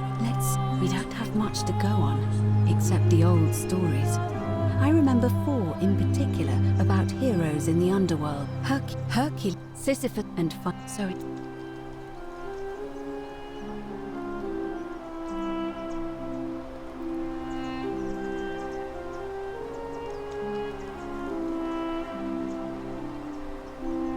As I mentioned, both Orpheus and Sisyphus were said to have persuaded Proserpina to help them escape, and Aeneas was guided to the exit. The problem is, those are the stories of a poet, a self-aggrandizing king, and a brawler about their own heroic deeds, so they should be taken with a grain of salt. First, Proserpina. What we do know about her is, well, it's a grim tale. It's said the god of the underworld abducted and dragged her here against her will, forcing her into marriage. It is. The gods are a mirror image of mankind, as far as cruelty is concerned, I'm afraid. If the stories are true, I imagine she's as desperate to escape as we are. If she really did help Orpheus and Sisyphus, perhaps she'll help us too.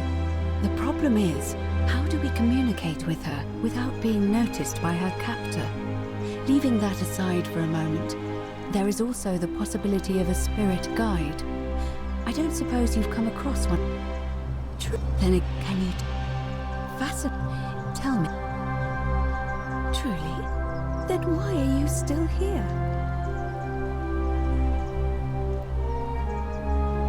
Ah, I see. Then it seems you have made a great sacrifice for all of us, friend. I admire your compassion. Truly. Thank you. But unfortunately, I'm afraid your only other option will be to confront you-know-who.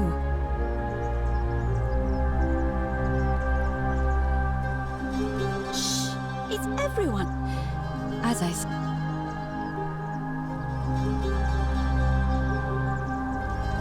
I'll admit, you do seem so. But first, the problem is, it looks as though if you... It's the... You'll... However...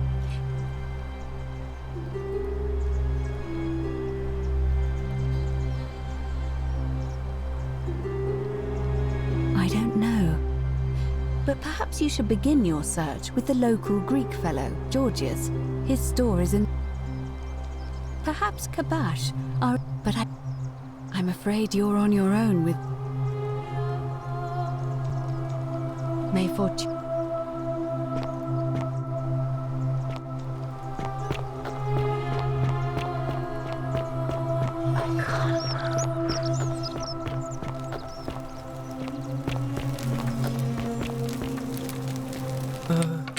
Hello? Hello? My friend, he said, if anything ever happened to him, I had to find something very precious hidden away. All I remember is he said something about the cisterns, but when I went up to the high one, they put me in here. Now nobody looks after me, except my friend Galerius. Bye-bye.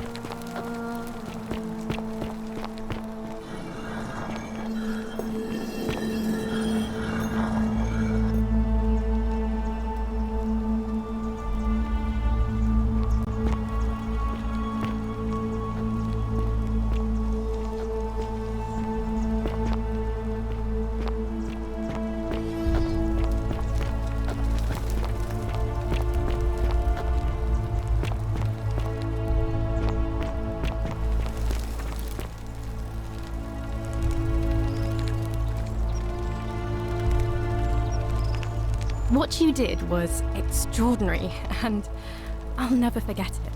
I'm thankful that you're here. Can I help you with something? Even if I had seen it, and I'm not saying I have, I couldn't in good conscience give it to you. That's all I'll say.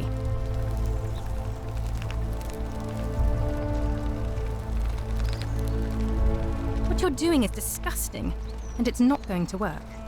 Shame on you.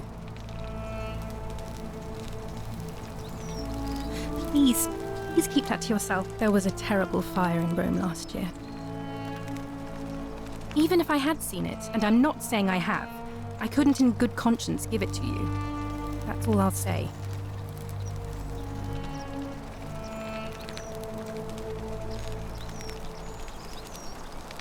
Ah, that's a shame. Another time then.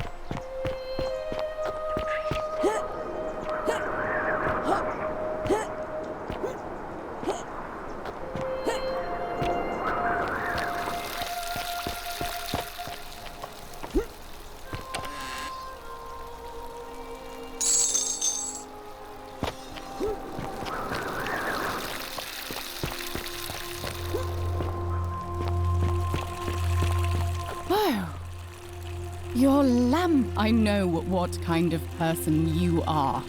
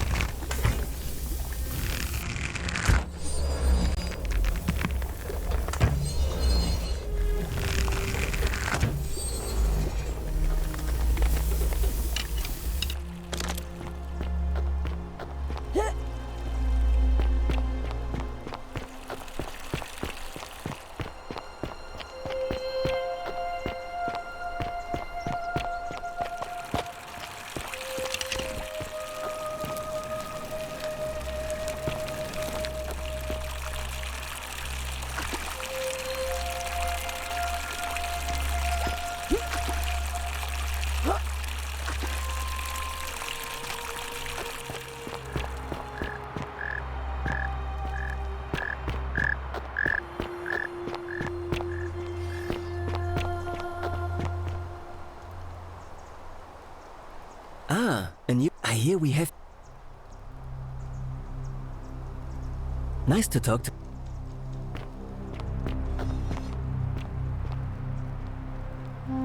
Shalom. You mean where am I from and all that? Judea, originally. But when I was a child, I moved to Rome with my family, Romanized my name and spent most of my life in the Jewish district of Trans-Tiberim, across the Tiber from the main city. That's where I was when the fires broke out. Everyone was running toward the river and I, listening to my inner contrarian, ran the other way. Every road leading out of Rome was in chaos, full of people with all their belongings in carts and brigands preying on them. Several hours down the Appian Way, I saw another Jewish family being attacked by 3 opportunists. So I picked up a branch from the side of the road and went to defend them. I can only assume they got the better of me because the next thing I knew, I was waking up in a forest, by a river not far from here, with no memory of how I got there. It's strange though, because I still had my purse on me. Why would a robber knock me unconscious and throw me in a river, but not take my coins? A lot of good it did me, and that family. I sometimes wonder what happened to them. I don't, but Even if I did, I'm not going anywhere. I have unfinished business. Well, neither of us have a couple of hours to stand around talking about theology, law, and collective punishment, so I guess you're looking for a pithy summary? You remind me of an old story from my people about Hillel the Elder. He was approached by a Gentile and asked to explain the entire Torah while he stood on one foot. Obliging, he replied, "What is hateful to you, do not do to another. That is the whole Torah. The rest is commentary. Go and learn." Of course, what I want to know is, what kind of a god sees a young woman abducted and does nothing about it? Not my god. That's for sure. Thanks. I just wish there was a way to find out. Sentius, I suppose. I'd have to be insane to vote for Malleolus after what he did to me. All right, friend.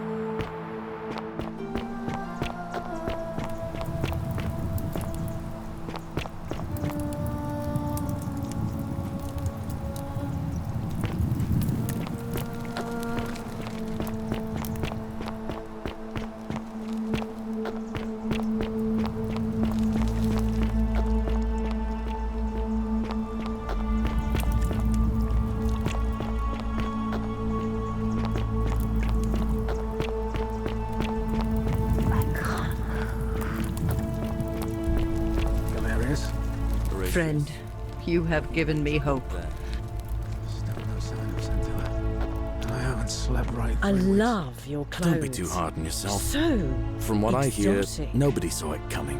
Anyway, I thought you Stoics weren't supposed to worry about things you can't control. Yeah, but I keep thinking, what if there is something I can do? What if she's out there somewhere suffering, waiting to be found? Sounds like you're torturing yourself. Leave that for the gods. Try to relax, get some rest. Tomorrow's a new day. I suppose you're right. What is it, citizen? What? Absolutely not. I know someone's been threatening him, and I'm not happy about it. But I can assure you, it isn't me.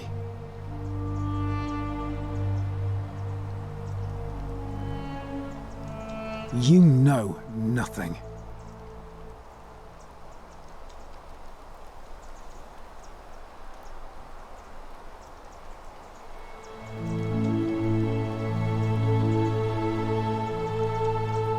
Not that it's any of your business, but my unfortunate see Domitius sent this.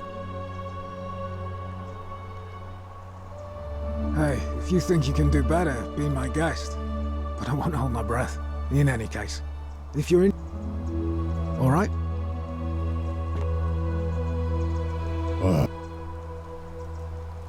No idea what you're talking about. All right. After this, we're square. I think I have seen that plaque. Sorry I lied. Can't be too careful these days. Head into the caves behind the theater. Turn right again. Oh, and here. You'll need this key. You didn't get that from me. See you around.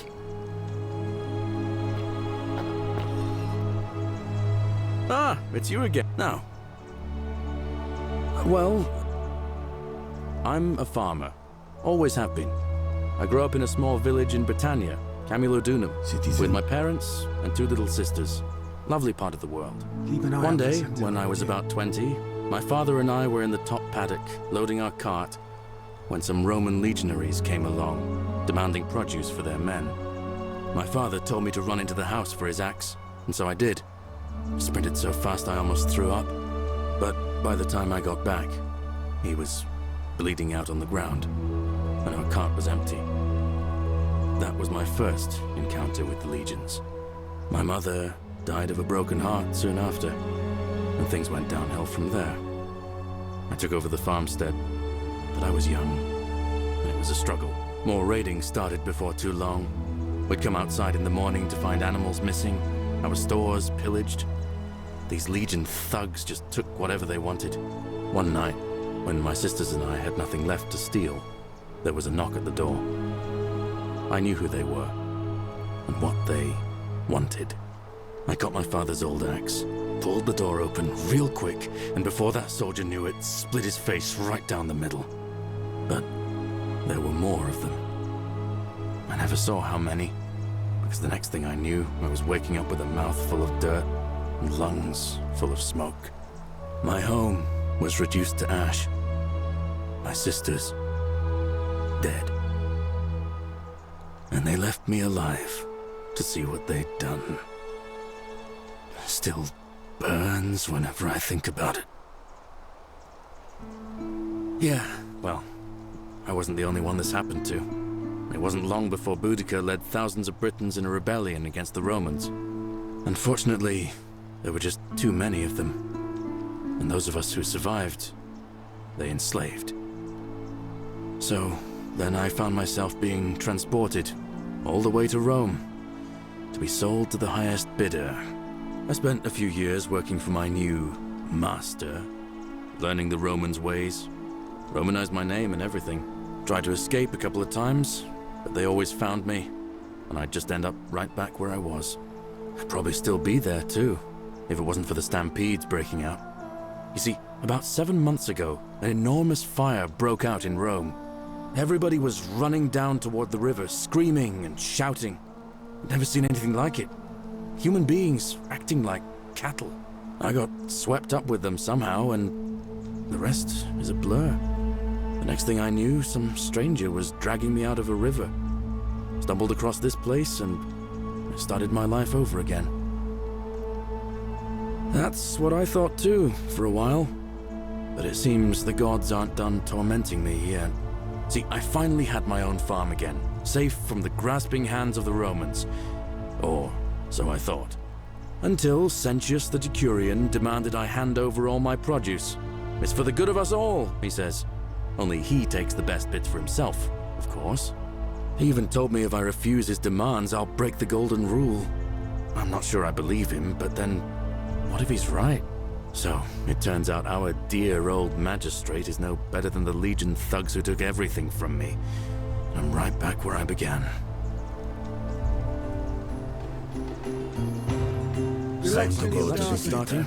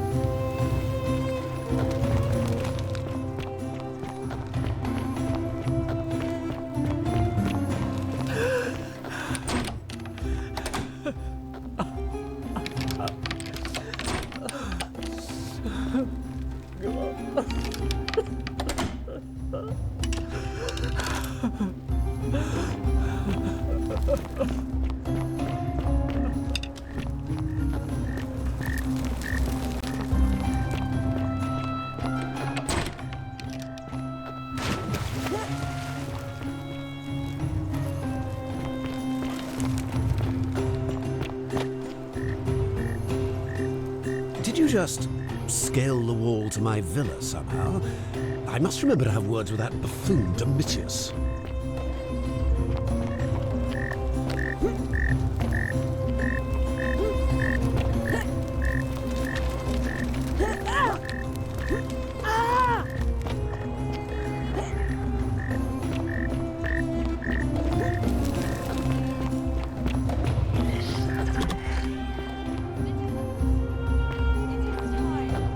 Let us meet to elect our magistrate.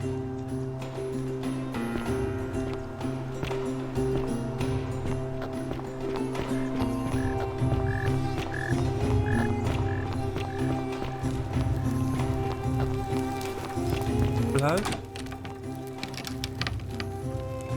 Bye-bye.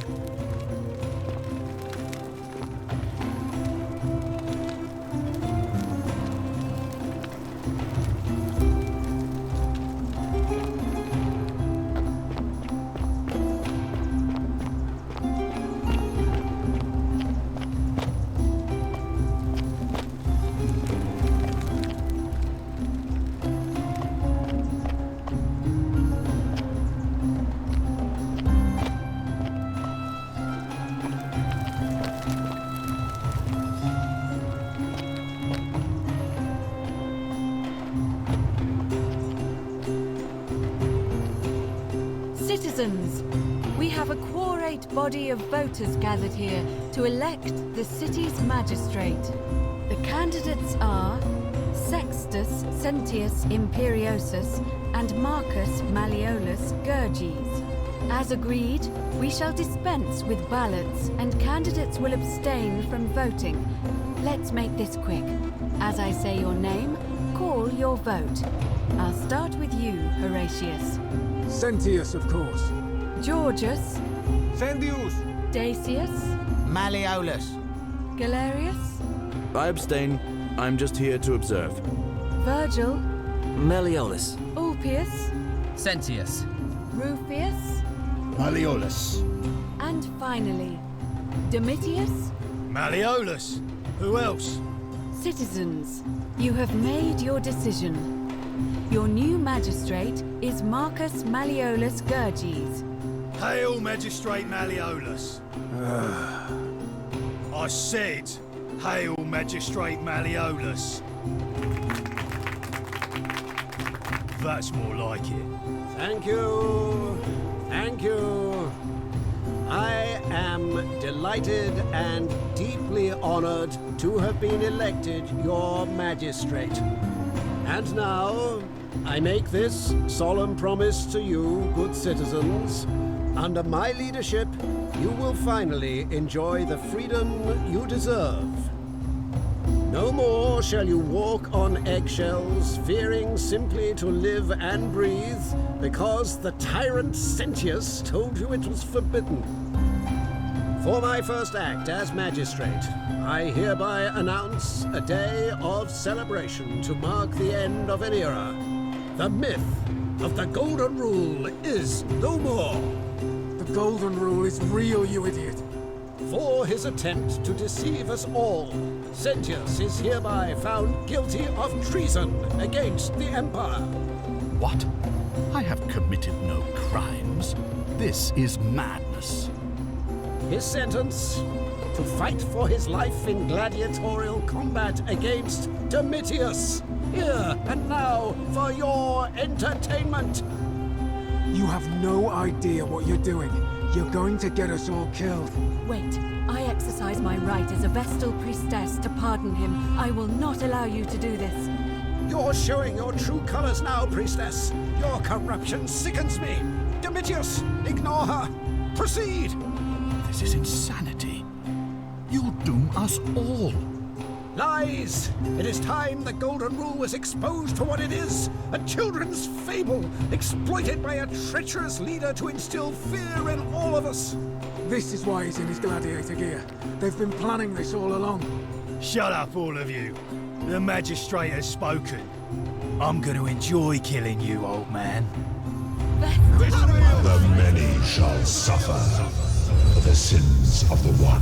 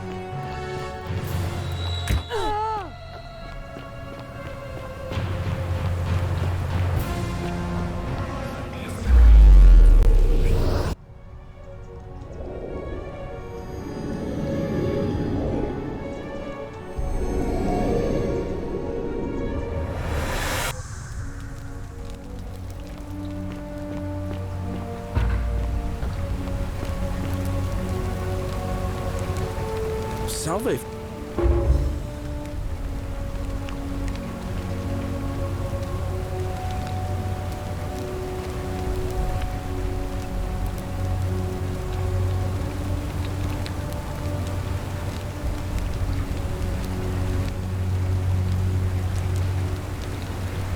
What?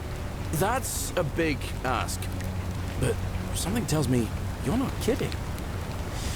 All right, I'm gonna stick my neck out and believe you. But I doubt I'll be able to gather more than a handful of people.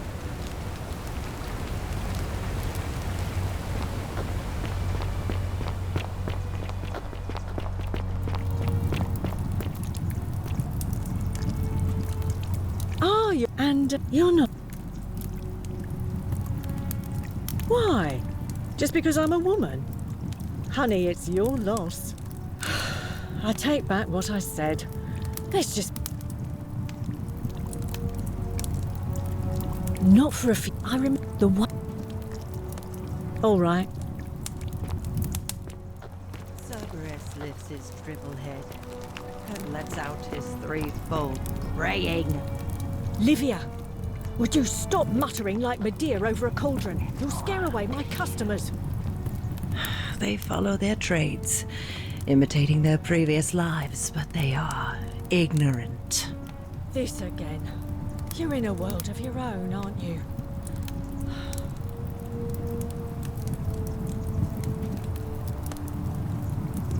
Just as the... But it...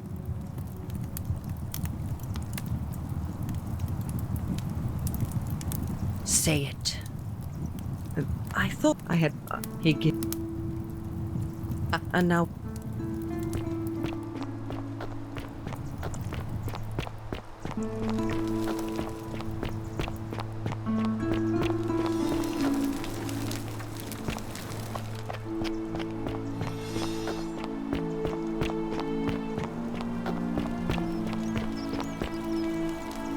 Help! You...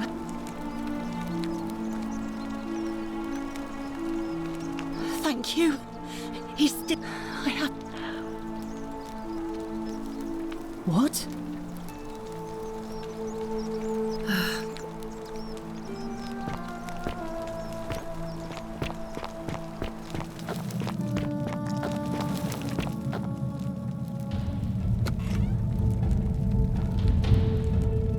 Stop.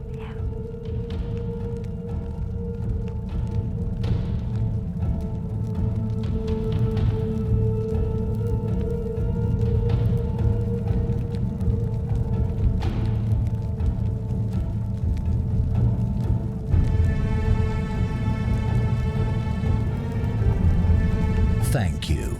For your service to the Empire, I'll let you live.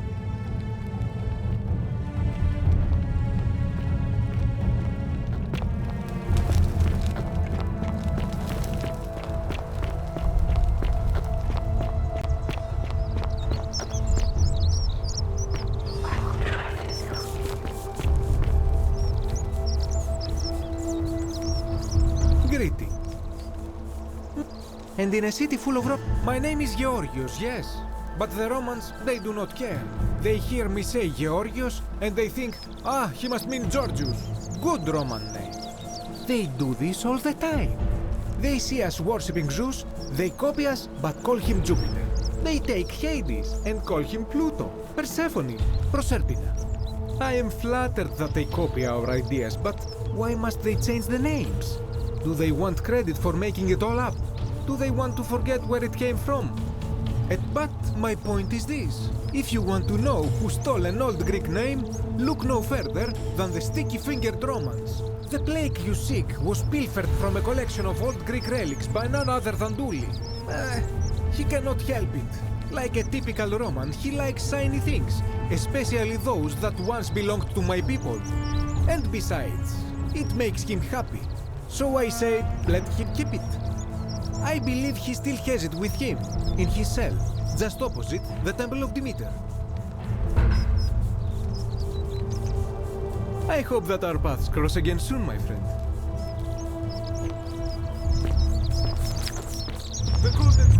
The many shall suffer for the sins of the one.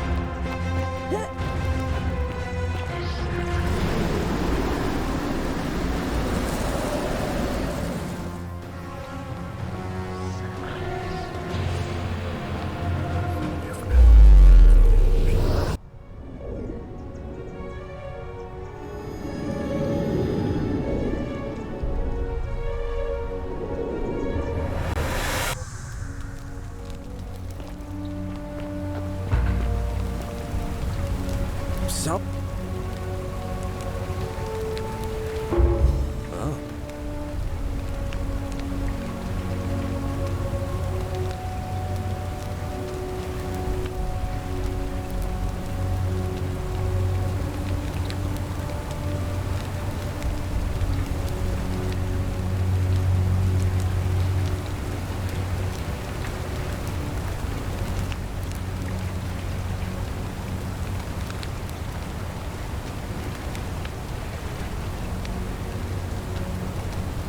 Yulia? Oh no. All right, I can do that.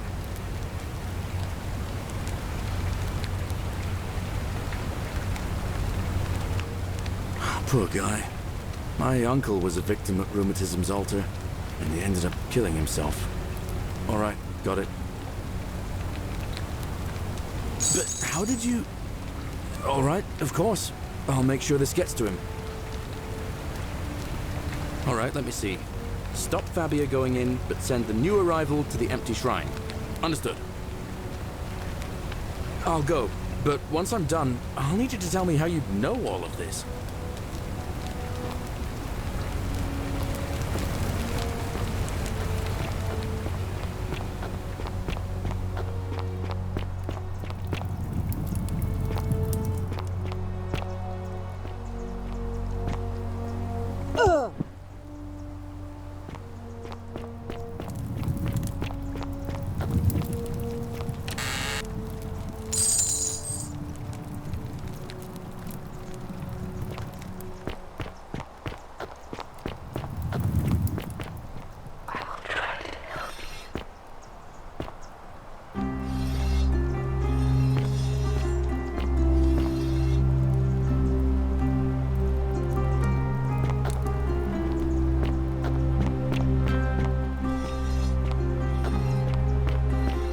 I love your clothes. So exotic.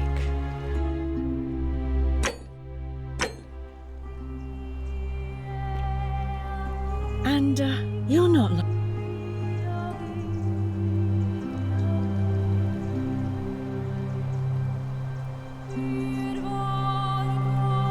What was that?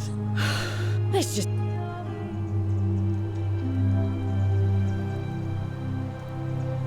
All right. See ya.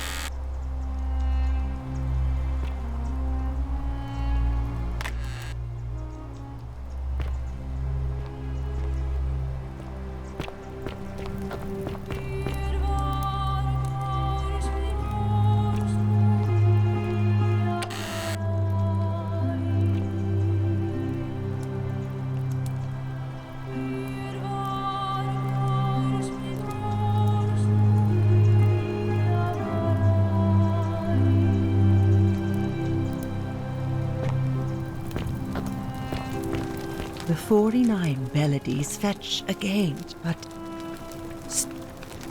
I thought he could. And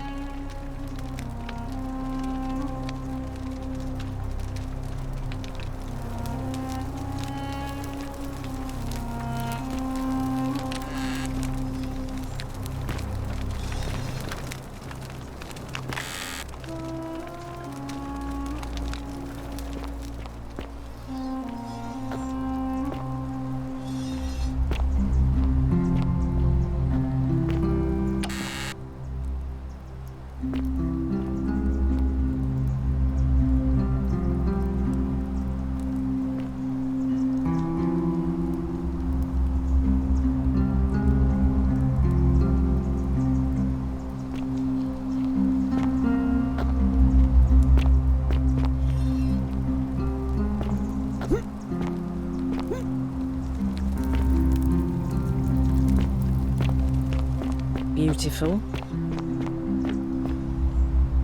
You stay away from my money.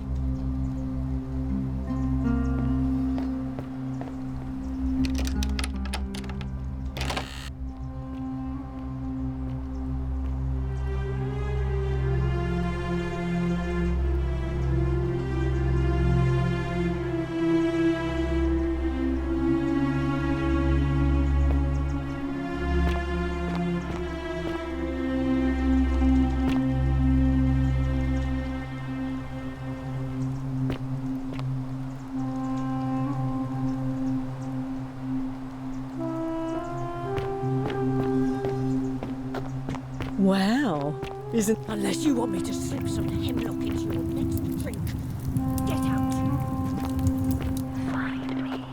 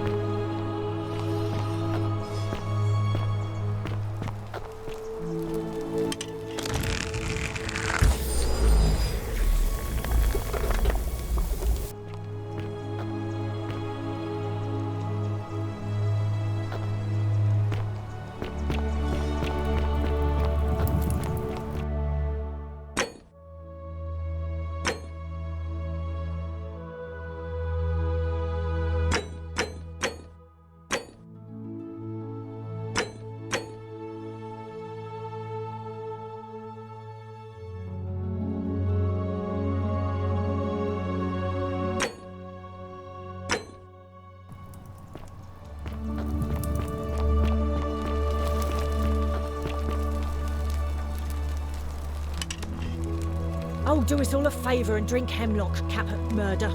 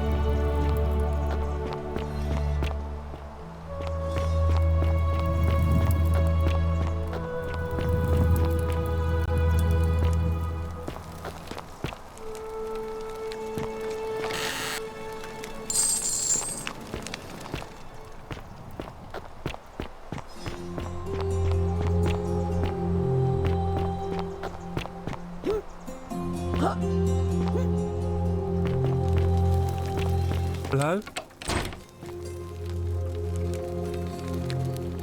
Do you like it? It's shiny, innit? It makes me happy just looking at it. But if I gave it to you, then I wouldn't have it anymore, and I'd be sad.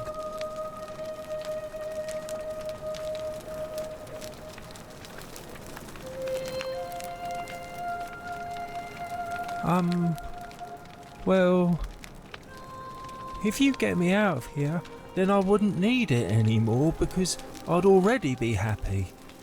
Then you could have it, and you'd be happy too.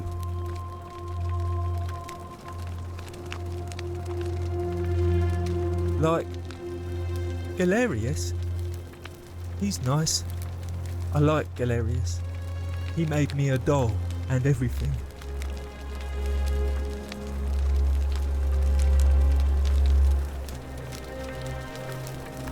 Yeah, Galerius will let me out. Then you can have my plaque and everyone will be happy.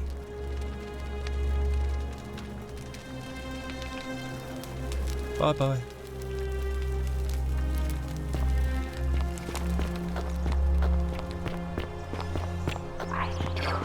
How'd you do? Hello there, friend. May I say, that is a glorious bow. Well, I'll take your word for it. But perhaps you'd be interested in selling it to me. I mean, it's not as if you have any use for it down here.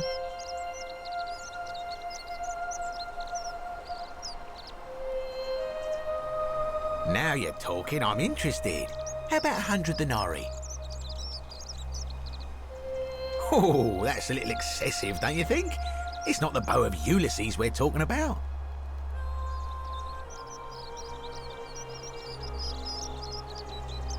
All right. But I'm going to need you to tell me before I pay up.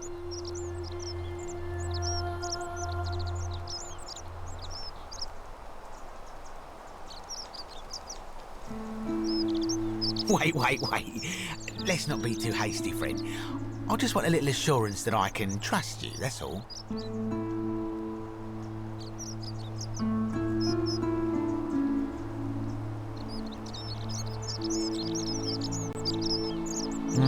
I suppose you're right. All right, you drive a hard bargain, but here's your money. Now, the location of that bow.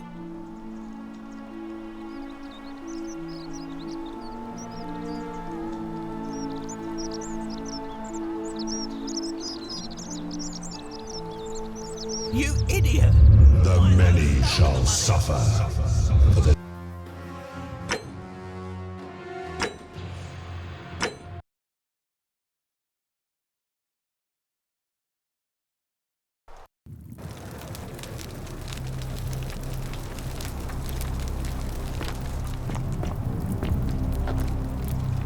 Friend.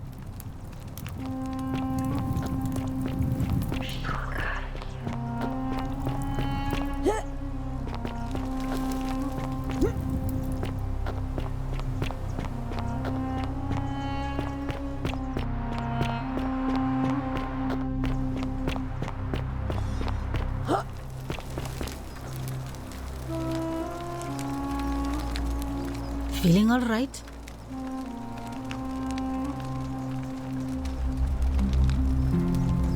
That's a shame. Salve.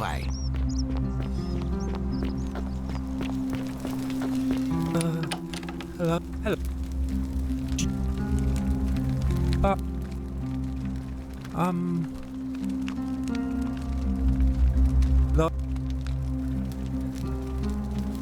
Yeah. Bye-bye.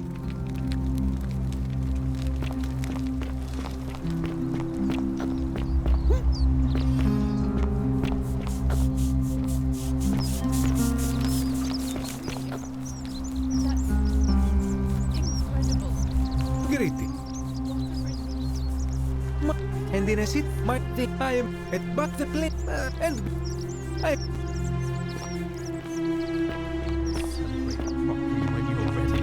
I will. Thank you, Ulysses. I will.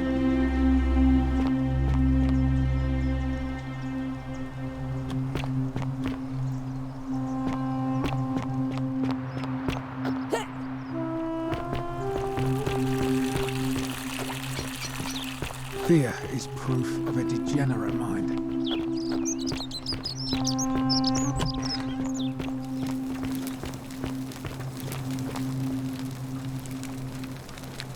Salve again, friend. I went and did as you asked, and it worked. How is it possible that you've just arrived here and you already know everyone and exactly what's about to happen to them? Oh, come on. I just did as you asked. The least you can do is level with me. I'll keep it between us. Promise. You're toying with me, right? Wait, you're not kidding, are you? That's the only way you could have known. You're a bit like... Oh, what was his name? Sisyphus. Yeah, that's the one. Old King Sisyphus. Sisyphus was a Greek king a long time ago. For daring to think he could outsmart the gods, he was given a terrible punishment. He was forced to push a great boulder up to the top of a hill. Only, just as it reached the top, it would roll all the way back down to the bottom, forcing him to start over and over and over again, for all eternity. Just like you. Actually, now that I think about it, there are a bunch of old stories about the gods punishing people by making them do the same futile task over and over. Tantalus was made to grasp at fruit on a tree he could never quite reach. The Pleiades had to keep fetching water in a sieve. Oh, and Ixion was strapped to a wheel going round and round forever. But on the bright side, at least you're not stuck in the underworld like they all were.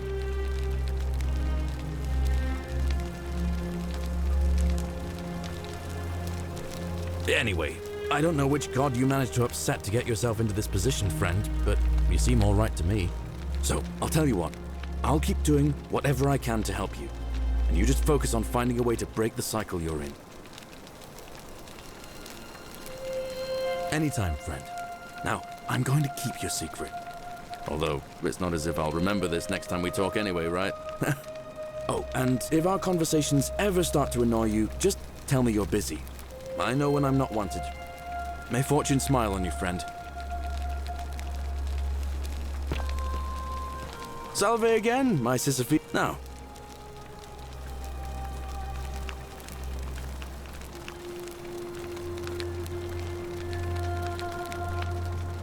I've bounced the idea around once or twice, mainly as a way of getting Dooley set free. God knows Sentius is never going to do it. But from what I hear, Malleolus has the election stitched up. Nobody's going to take him on and win. And maybe that's not such a bad thing. I mean, he talks a lot about freedom, so I'm hoping if he's elected, he'll release Dooley from his cell. And that's good. And how could you... Oh, wait. You've seen it in another time loop, haven't you? Well, in that case, we need to find a way to make sure Malleolus loses. Better yet, get him to withdraw altogether. If you can do that, and Sentius is the only candidate left, I'll run against him. Deal?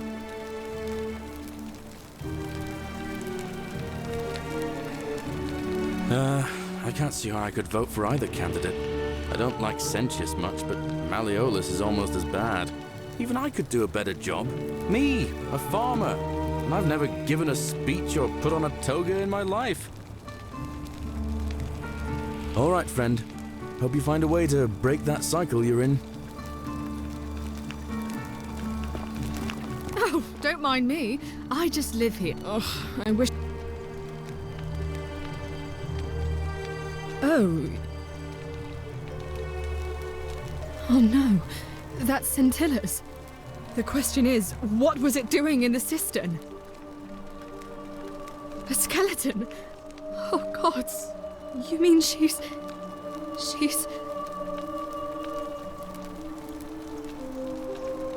What do you mean?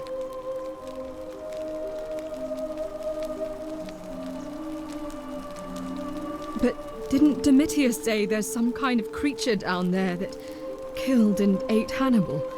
Could it not have attacked her too?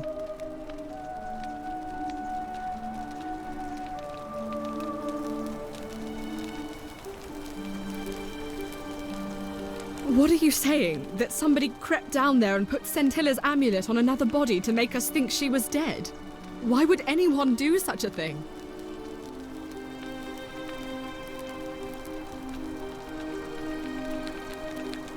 But who? Who could have a reason to do that?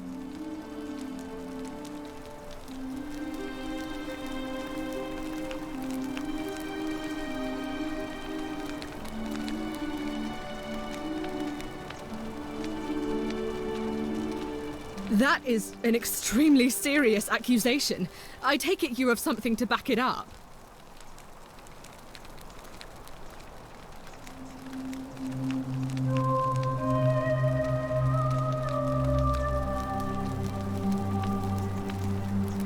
So this is just baseless speculation then? I've heard enough. I won't have you peddling scurrilous gossip about my sister's tragic death. Kindly keep your insane conspiracy theories to yourself and leave me alone to grieve.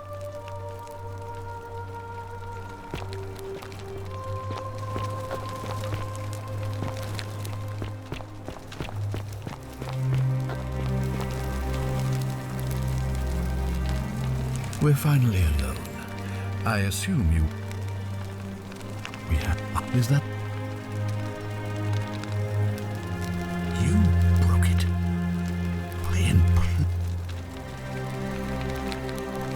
Well, it seems you failed. Look, it's unfair now.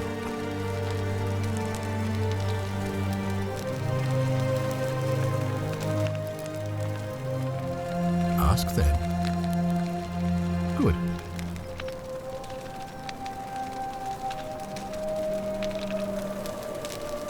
I think it's better. Thank you.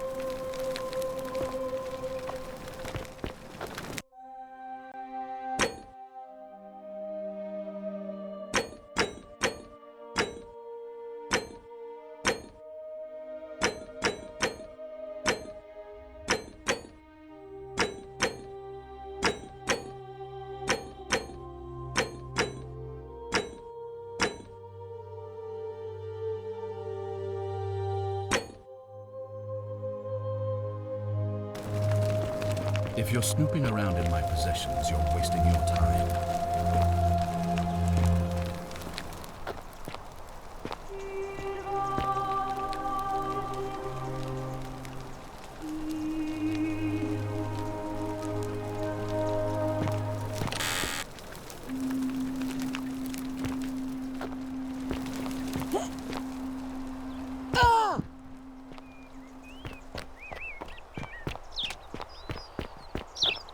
Hope you have a good reason for flouting my weapons ban. Malleolus.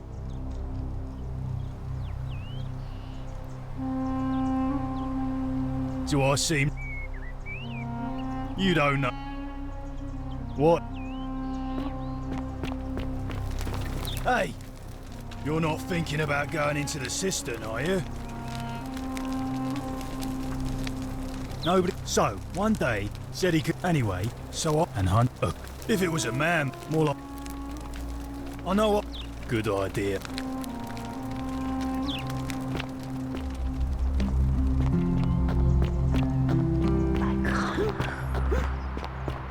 That's quite an impressive bow you have there. Just like Diana's.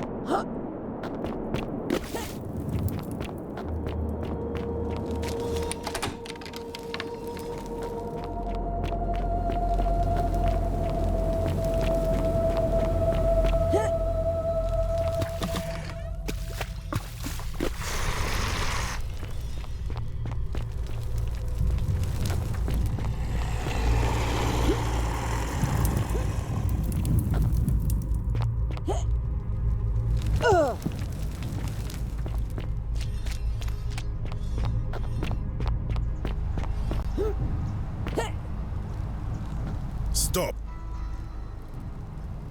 I am.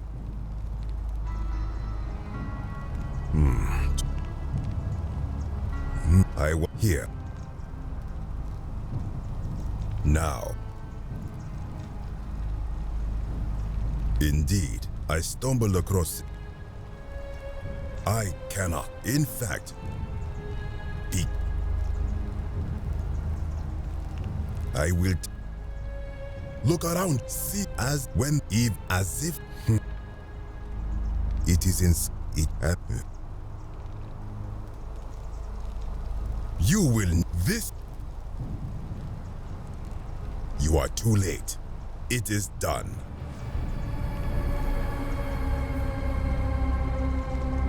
You.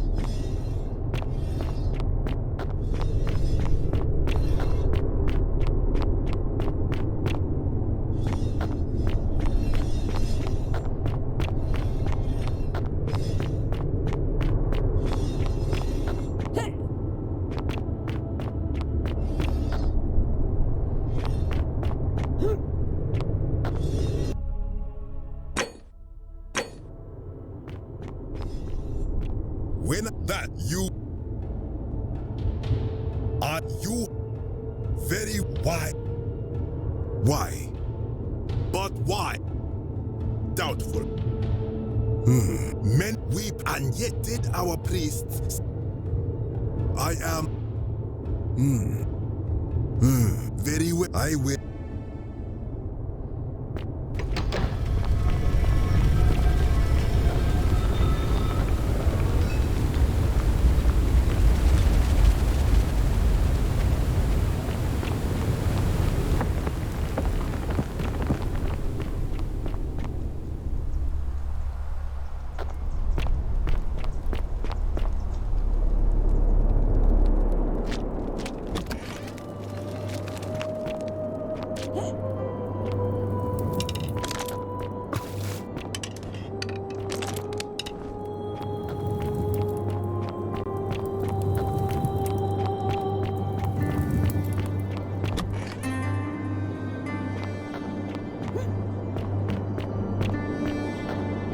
You carry the gift of Prometheus in your hand. Remarkable.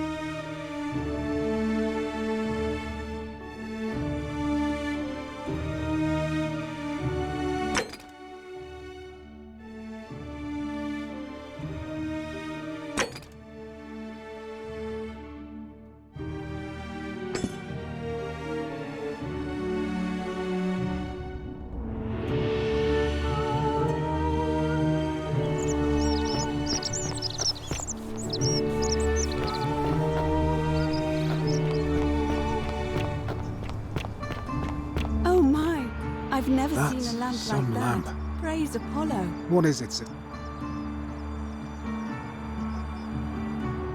All right.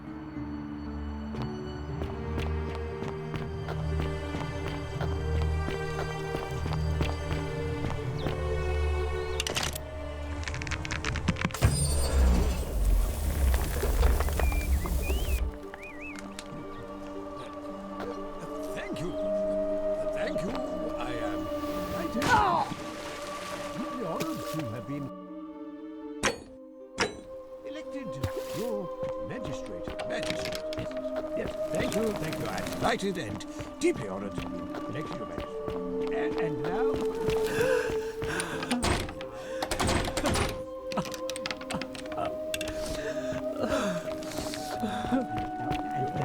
I make this solemn promise to you, good citizens. Under my leadership, you will find it. Did you just scale the wall to my villa somehow? Well...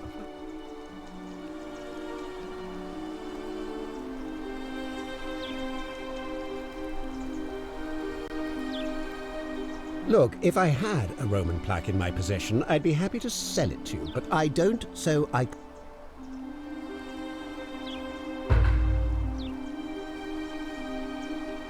My name is Marcus Malleolus Gurgis. You seem to have confused me with someone else. You mean my heterochromia? I am guilty of nothing more than having different coloured eyes. And I'm hardly the only person with the condition. Alexander the Great had it too, as it happens. I like to think it is simply the way the gods have chosen to mark a natural-born ruler. Nothing more.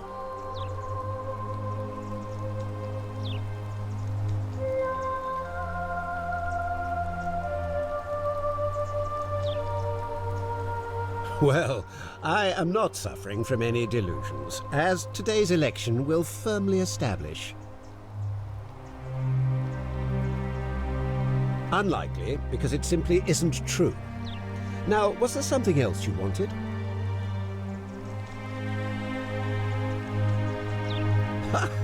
Are you insane? Why would I...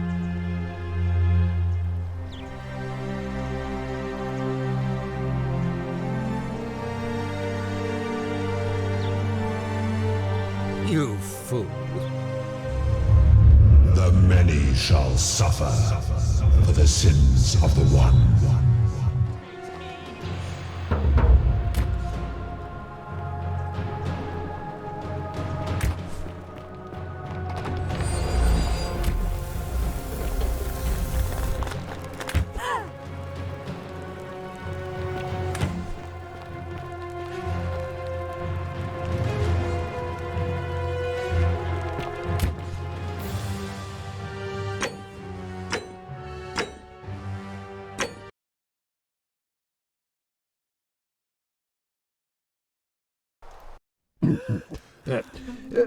Thank you. Thank you. I am delighted and deeply honored to have been elected your magistrate. Yes, thank you. I'm delighted and deeply honored to be elected your magistrate. And now, I make this solemn promise to you, good citizens.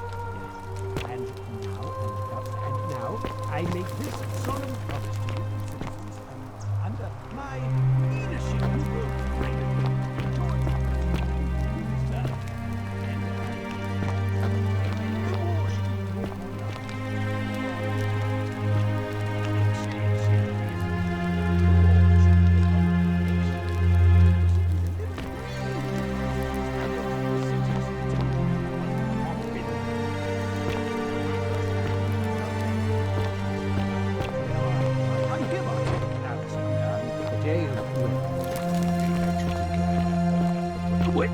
A day of celebration, I announce. I hereby announce a day of celebration.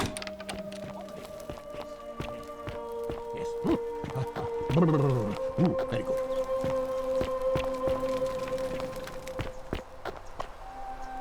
Did you... Well...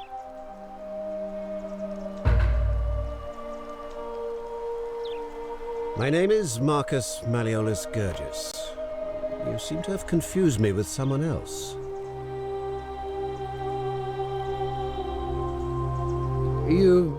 You mean my heterochromia? And I like...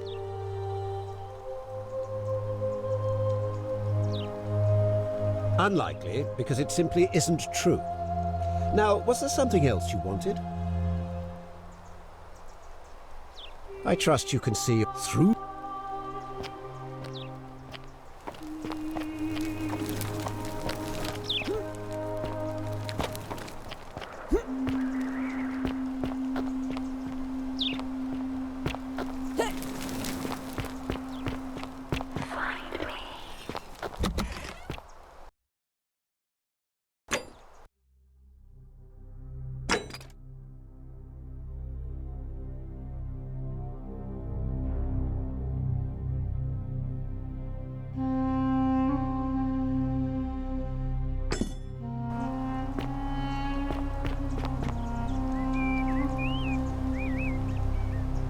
couldn't stop.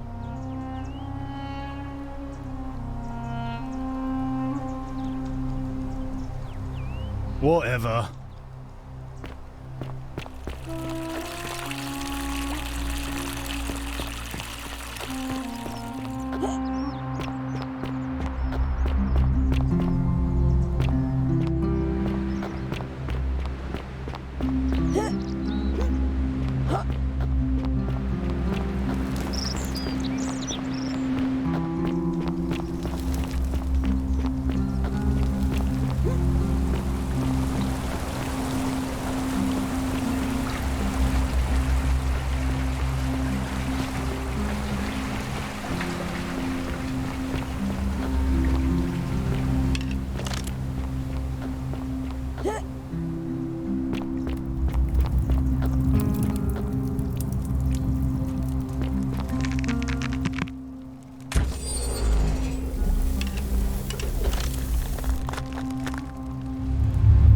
The many shall suffer for the sins of the one.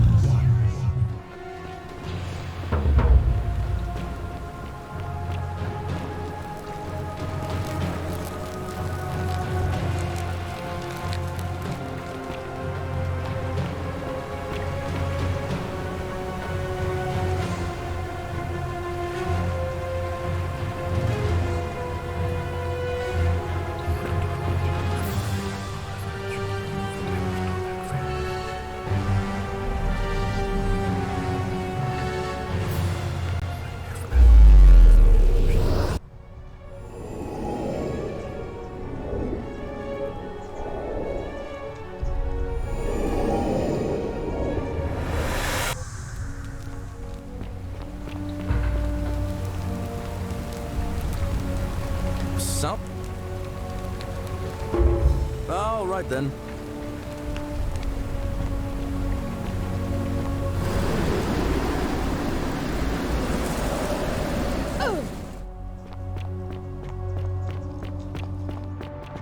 Ah, a fellow traveler from a faraway land.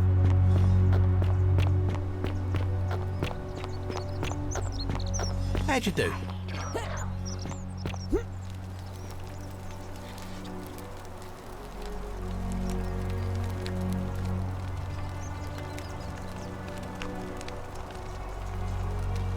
Thank you.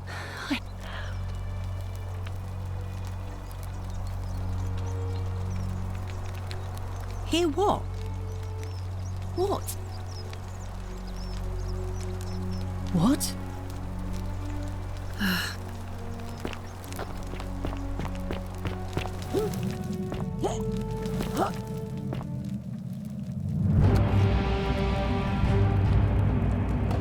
Stop, right?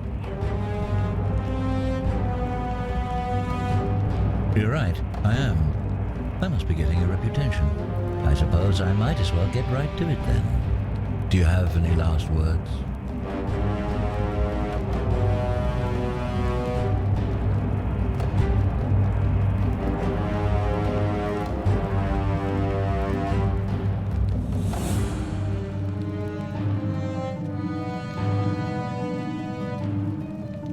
And there's a simple explanation for that. But if you once I'm done and I can think... The many shall suffer.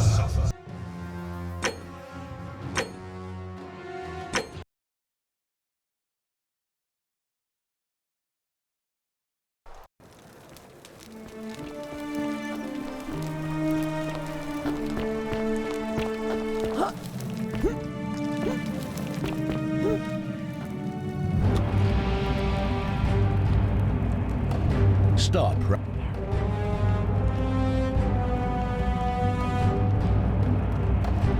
Thank you for your...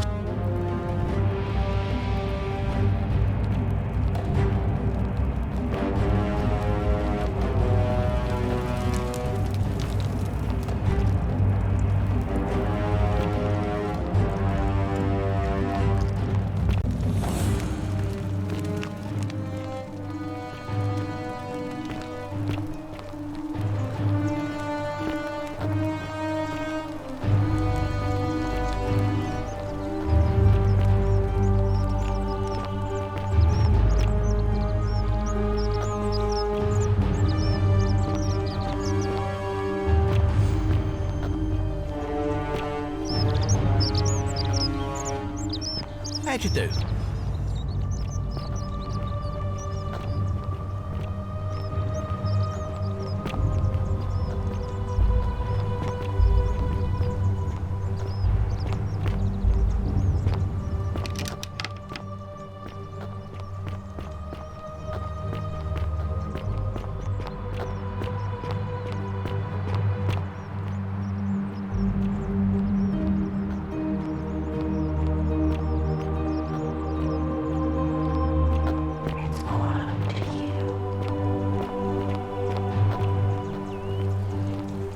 What now?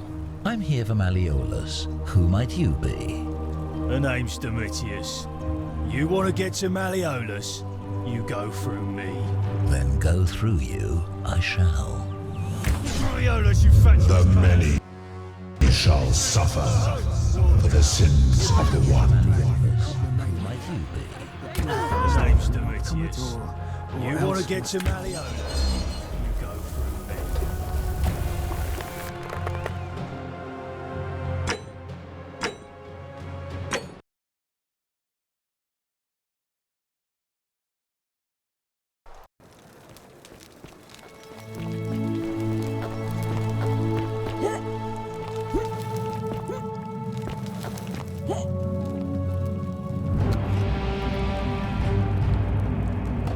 Stop.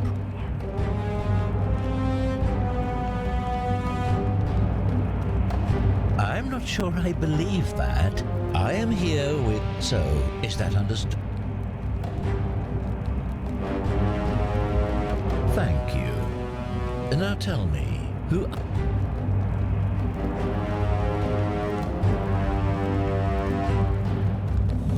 A small community. I was told...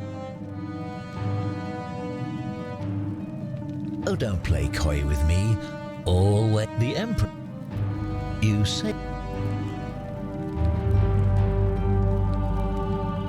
So you admit you're not allowed to leave.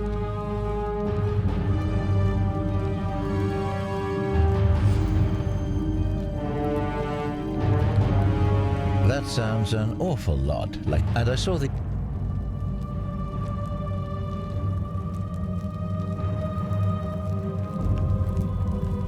You've clearly been indoctrinated. Now tell me.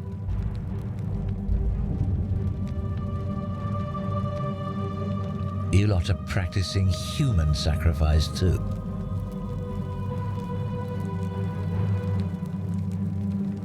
Yes, yes, because it's all clear to what, but however...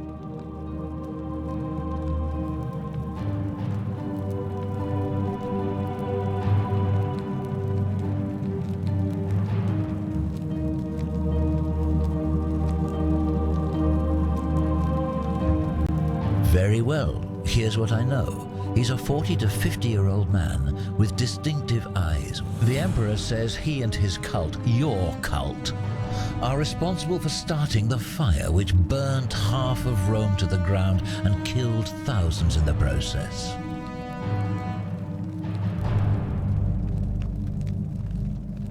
Who are you to challenge what the Emperor says? Were you there? Do you have spies and scouts all over Rome, like he does? No, you do not. This is your last chance. Are you going to...